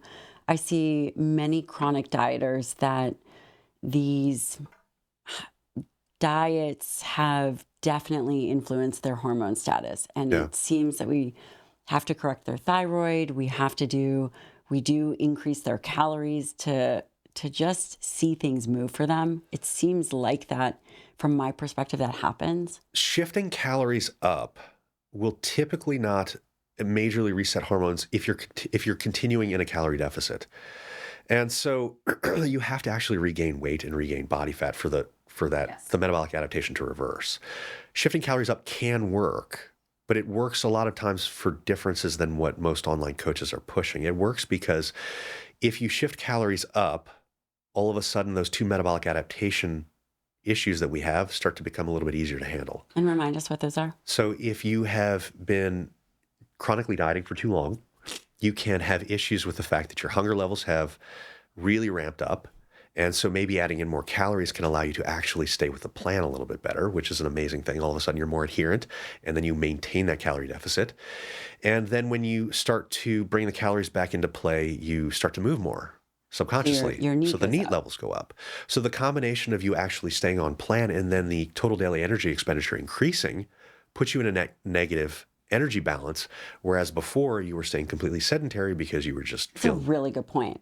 you're just feeling so weak. That's a really good point. And so we always hear these people that come in and they're like, you need to reverse diet because reverse dieting will fix your metabolism. If we're considering your total daily energy expenditure as your metabolism, then yes. If we're considering RMR or BMR as your metabolism, then no, because it's not doing anything to those. Because like we said, the average drop in RMR or BMR is about 5 to 25 calories. Which is not much. No. If a quarter of a fun-sized Snickers bar is throwing you off, something's wrong. In the greatest cases possible, in this Minnesota starvation experiment, people lost 25% of their total body mass. Their predicted RMR was only off by 75 to 100 calories. So why is Deborah from the cul-de-sac thinking that that's going to throw her off when in reality she's probably down 10 calories on average from what she should be? You know? That is really helpful for people listening. Yeah. That if they can execute, keep a plan. And you'd mentioned kind of the online fitness era, which is where we're at, how does someone find a reliable source and or even red flags? And truth be told, I have encouraged Alan to go on. You may see him on other podcasts of individuals that he might not agree with, because I think it helps clear up the space. I think so. This is a very difficult thing. And it's a very difficult thing, not just for Gen Pop, but for other professionals. Because what do you do as a professional when you want some information, but it's in an area that you're not a professional in? It's difficult because you don't necessarily know everything about that, specific genre either. So I think that the best thing that you can possibly do is, one, see if somebody is willing to share some research to back up whatever claim that they're making. I think that's a great thing. Look into the research that they're claiming. If it's actually stating what they're stating, great. I think it's very difficult for most people to really read research. I think that that's a skill. And so I don't blame people for being confused. And there's a lot of epidemiology out there. There's a lot of low quality data that individuals will make very strong statements based on low quality data. There's a lot of epidemiological data. There's a lot of molecular data, and there's a lot of animal data. Yeah. And animal data doesn't necessarily translate to humans. And I think that people have a hard time understanding that. And the other big thing is, just because something causes an effect, just because you see, say, an inflammatory marker go down in a molecular data sample, doesn't mean that causes a practical health effect in a human. Because just like with food and nutrition, the dose is the poison in a lot of instances, and the dose could be the benefit in a lot of instances. And so learning to read the research is a very difficult thing. But when you're trying to find somebody that's credible, at least ask them for the research, because if they're on board, they should have some idea of what they're talking about and be able to provide that to you. But more importantly than that, and what I like to point out as probably the best way to be able to identify this for Gen Pop and the people that are looking to essentially build their education, ask them to explain the other side and why it's wrong. Because if a person can understand the other side's perspective and can point out why it's potentially inaccurate, that shows that you've got an understanding of the entire idea as a whole. So rather than the people that just focus on, okay, this is what my side says, look at this, finding somebody that can say, this is what my side says, this is what their side says, this is why this trumps that, that's the important step that people tend to ignore, because you don't see it very often. You don't see that type of thing offered by many of the online outlets out there. And it's for a variety of reasons. One, maybe they don't understand the other side. Maybe it's time constraints and whatever, Definitely time constraints. Yeah. It takes a lot of time to prove a side wrong. To prove a point wrong definitely takes a lot of time. Particularly when it's something that's very pervasive. Like extended fasts. Because with extended fasts, That's a wonderful point. It's a good example because people will point out the benefits of extended fasts. They'll say, okay, look, it will increase autophagy. You will see weight loss. You will see potential benefits in cancer scenarios. None of these things are wrong. But then you start to look at the other sides. Cancer is not one disease. It is a large variety of different diseases. And not only is there data suggesting that fasting can prevent and improve outcomes of cancer, it can also exacerbate cancer, because cancer cells are uncontrolled growth, and autophagy can work to their benefit to cause more growth. And so there's just as much data out there suggesting it can cause problems with cancer. And I'm not saying if a doctor says, hey, we want you to fast to help your cancer out, don't follow him. What I'm saying is it's specific to the type of cancer that you have. And so when somebody tells you, hey, I need you to long-term fast, because there was one guy that was making claims, we're not going to name him, but he was saying that, it'll drop your cancer chance throughout a lifetime by 70%. Where did you get that number? And which cancer? It's a broad range of things. And, along with the weight loss, well, if you put a continuous diet into play, we see the same benefits without the negatives, and so there's all of these different little nuances to these things. And so if you listen to just one side, it's like looking at a room that has, these beautiful pieces of art, but you've only been giving a really small flashlight. Whereas if you hear both sides, you get to turn on the light in the room and you get to see everything. Very insightful. I don't think anyone on the podcast Matt, has anyone ever mentioned that? I don't think anyone on the podcast has ever mentioned really thinking about both sides and how that would make a lot of sense for understanding. I think it's the only thing that people can do. And it's tough because I've tried to put myself in the situation where, what do you do if you can't adequately read research? And most people can't, because it is a very distinct skill. I mean, you've got to understand a lot. You have to have understanding of the human body. And it takes time. It also takes a ton of time. Yeah. You got to understand methodology. You've got to understand at least rudimentary statistics, and that's not easy. And then it gets very complicated, especially in protein research. The tracers and whether someone is using an insulin clamp, the methodologies of some of this metabolism research is very complicated. It's very in-depth. There was one interesting study that talked about there's no upper limit of protein absorption, but they used multiple different tracers. Is that trouble in 2023? It is. But I love you guys. They're one of the best labs in the world. An amazing research group, but that's interesting that you knew that. But the tracers that they used, it wasn't a normal, it was a very complicated way in which it was set up. It was not a standard tracer study. There were, I think that there were 4 different tracers used, and the outcomes that were, the statements that were made from the data that was collected, I think are a bit overstated, and it was I don't want to go into a rabbit hole about it, but I'll link a review that we did with Dr. Donald Lehman of the study for this episode if you're interested. That is an example of, had I not studied protein metabolism, I would have no idea. Well, so the other issue that people have is that you look at a study. So say I present a study to you and it comes to this conclusion. It's a snapshot of what the overall breadth of data suggests. And so a lot of times, to really be able to understand the nuance of an individual study, you need to understand what's going on in the rest of that field. And that's just impractical for the average person to do. I mean, you're not a nerd where you're sitting around reading for 3 to 4 hours a day. I don't know anyone like that. and so it's Alan. It's a really difficult situation to be in for people. Where can people turn to for reliable information? Are there organizations that you suggest people look at? This is a difficult one. I don't have any specific organizations that I really point towards. I mean, there are good people out there. I mean, when people ask me this question, rather than a specific organization, because I've never found one that is 100% that I would agree with, but I think that that's going to be the same with any professional out there too, right? Even the people that you think are really smart, you're not going to agree with everything, and that's okay. That's just the difference in the way that people view research, people with the interpretations and everything. But I would recommend people look into specifics like Alan Aragon, Lane. You had mentioned Dr.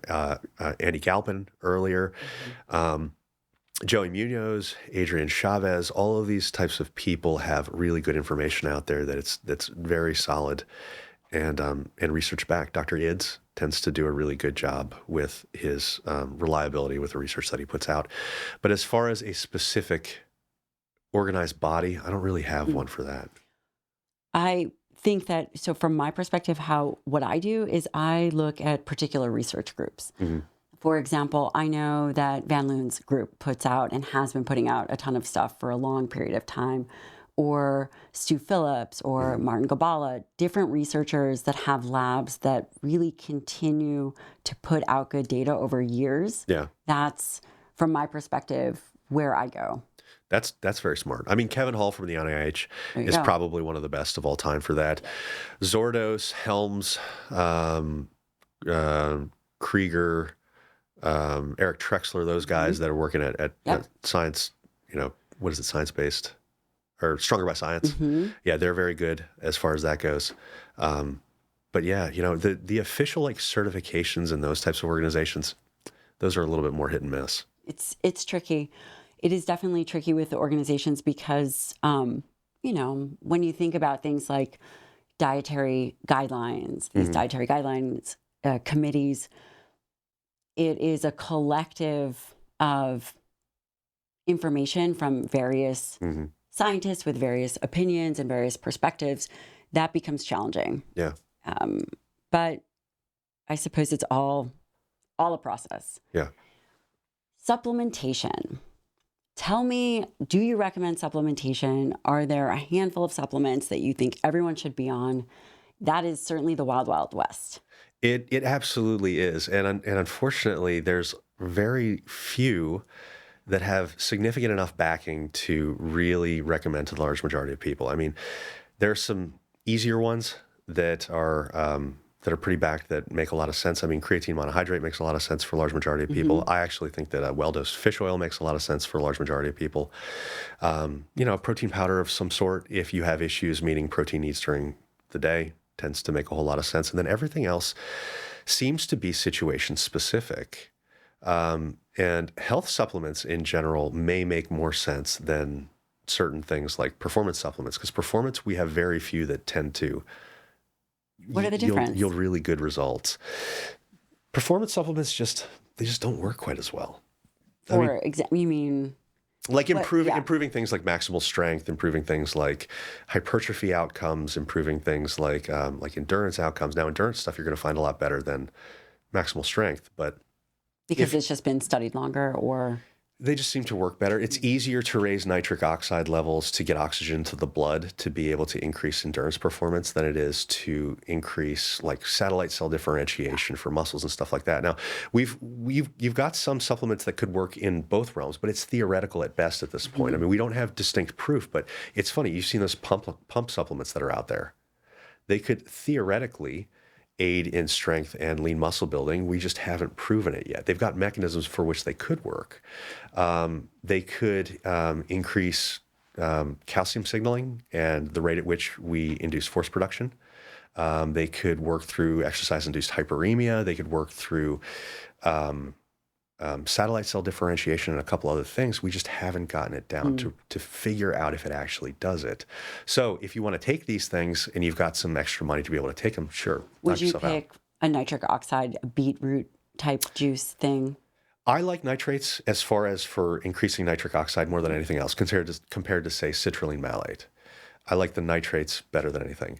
Do you use them? Beetroot, yes, I do.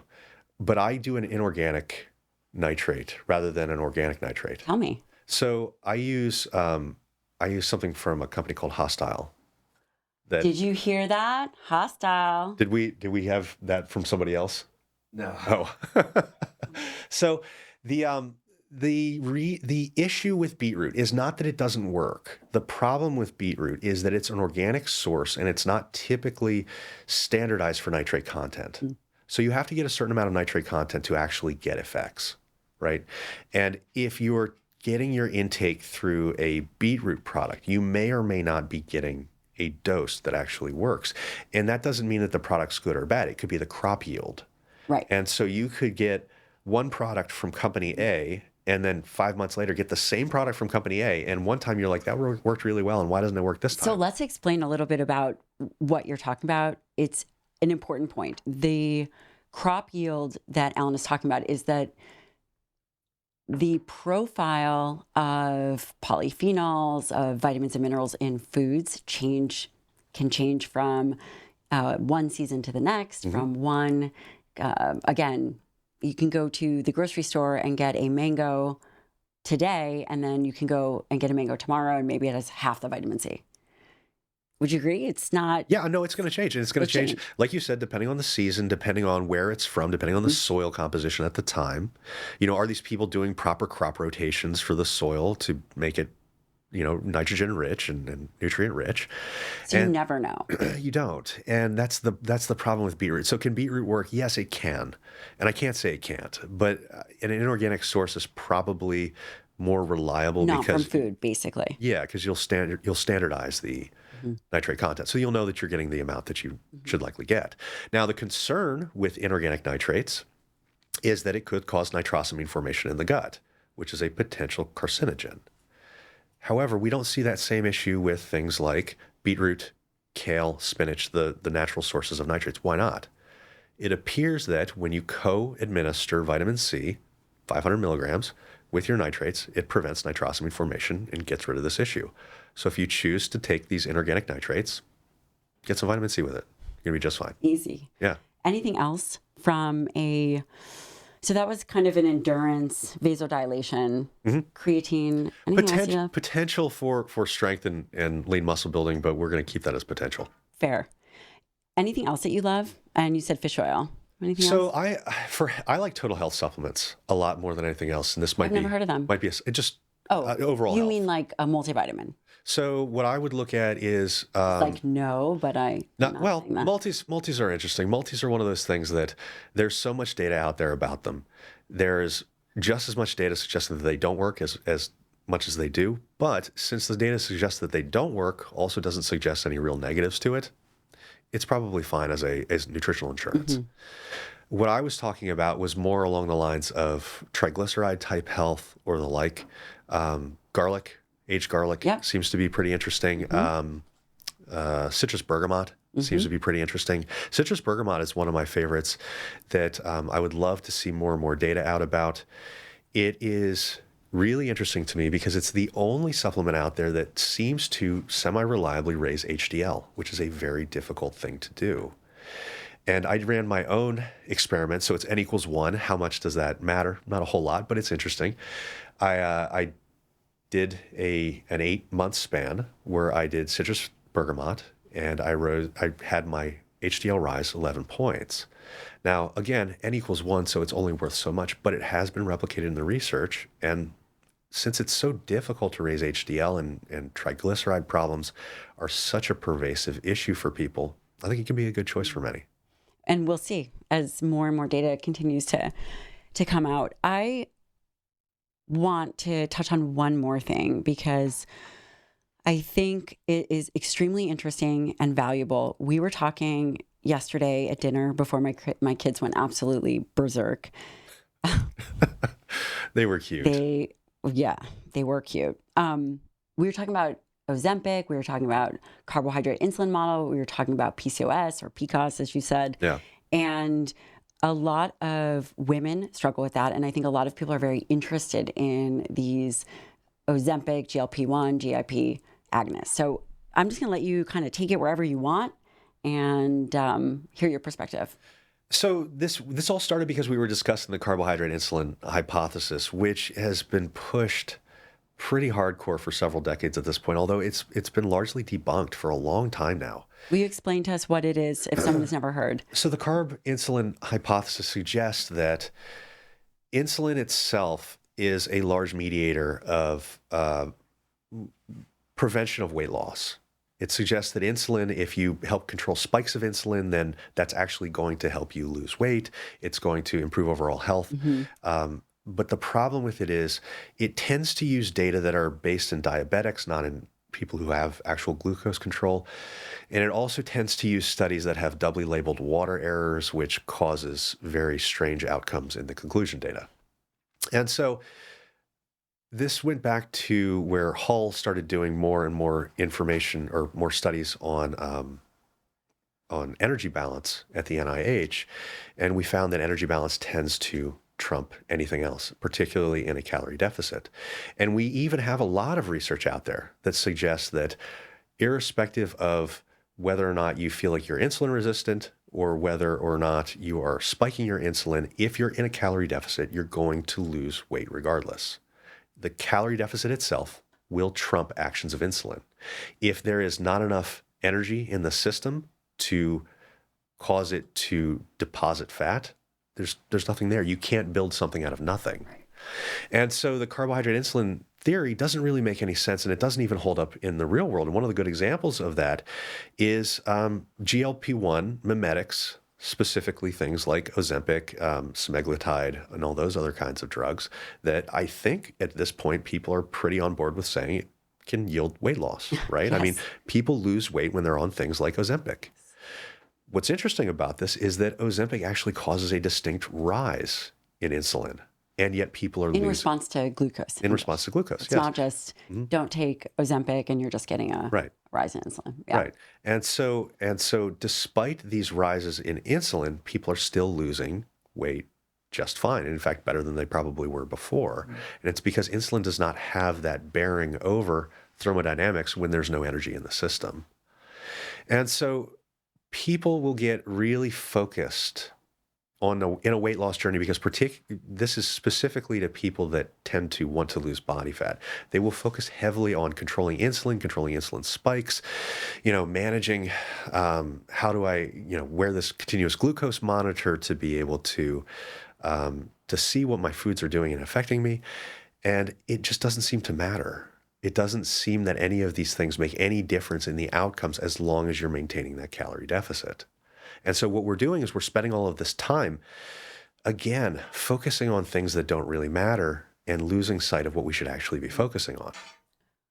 Well, I'm sure that is very helpful for people because even though, and Kevin Hall has done a great job with the carbohydrate insulin model and discussing it at length, there's still this belief that it really is just carbohydrates and insulin that cause and drive weight gain. There's probably somewhere in the middle, calories, and maybe, I know you're probably cringing right now, maybe there's some component of excess carbohydrates and insulin if someone is metabolically unhealthy, maybe.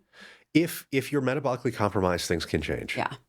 So if you're diabetic, if you're insulin resistant in a calorie surplus, things are going to be a little bit different because you're probably going to be more likely to gain adipose tissue or store body fat, in a calorie surplus when there is something to store if you have issues with glucose handling. Yeah. So it's not that you can't lose weight. It's that you're going to have a harder time on the opposite end of the spectrum. And so if you have a hard time controlling your nutrition, controlling your activity levels, then it can give you that feeling of, well, I just can't lose weight because I'm constantly gaining. Well, you may be gaining more readily than someone who does not have that metabolic disturbance. And I just want to round out with PCOS, polycystic ovarian syndrome. If you're up for it, I think that you probably do get patients or not patients, but clients that have PCOS. Mm-hmm. Is that something that people talk a lot about for infertility? Yeah. And I'd love for you to just kind of highlight. Well, PCOS is it's a difficult condition to deal with, but if you understand it, there's a very good light at the end of the tunnel. So PCOS tends to have the same concerns that a lot of people with the carbohydrate insulin theory had because there is a lot of insulin resistance associated with many types of PCOS, right?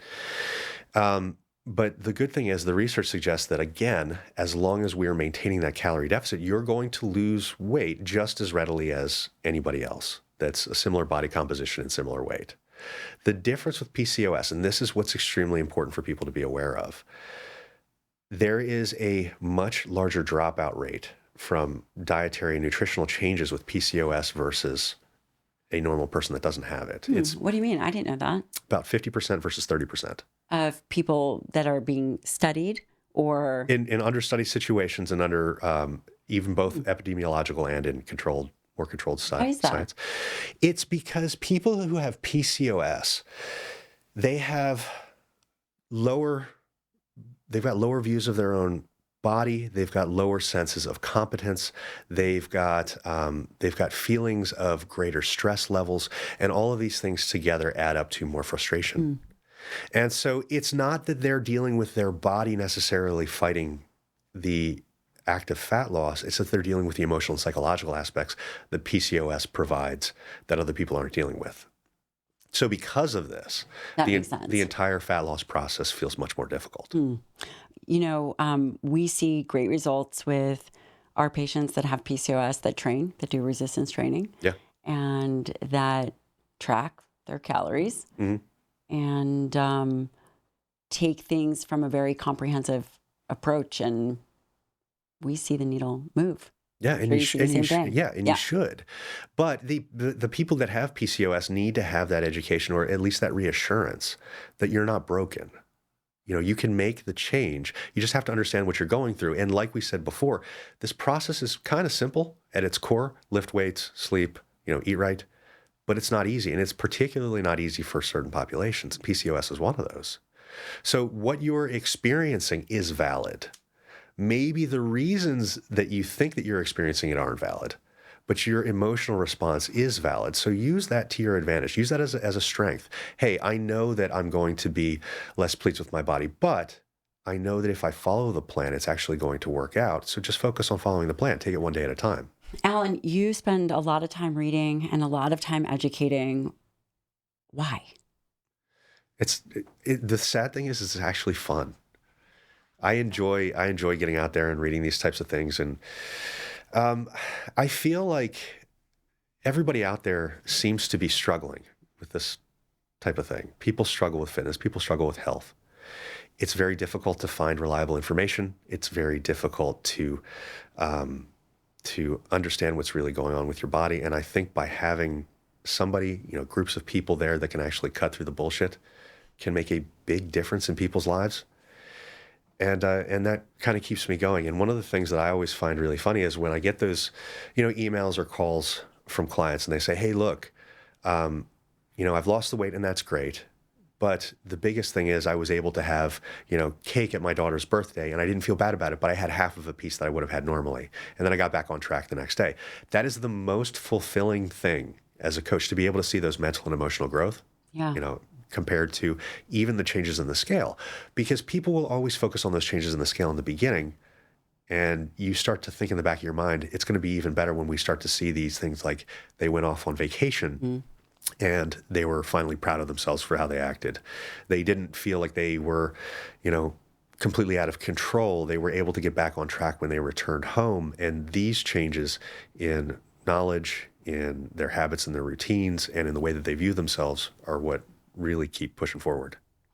Well, Dr. Allan Bacon, thank you so much for being on. You'll have to come back. We'll talk all about training the next episode. Ooh, fun. And I'm really grateful for all the content you put out. You do a wonderful job. This episode did not disappoint. You're so articulate. I think people need to hear more of you. And that is exactly what we hope to do. Where can people find you? You can take a look at my website, mauiathletics.com, or look me up on Instagram, Dr. Allan Bacon. Spell the first name right, Allan, and you'll find me just fine. And we'll link everything. Thank you so much for coming on. Thank you, Gabrielle. Appreciate it.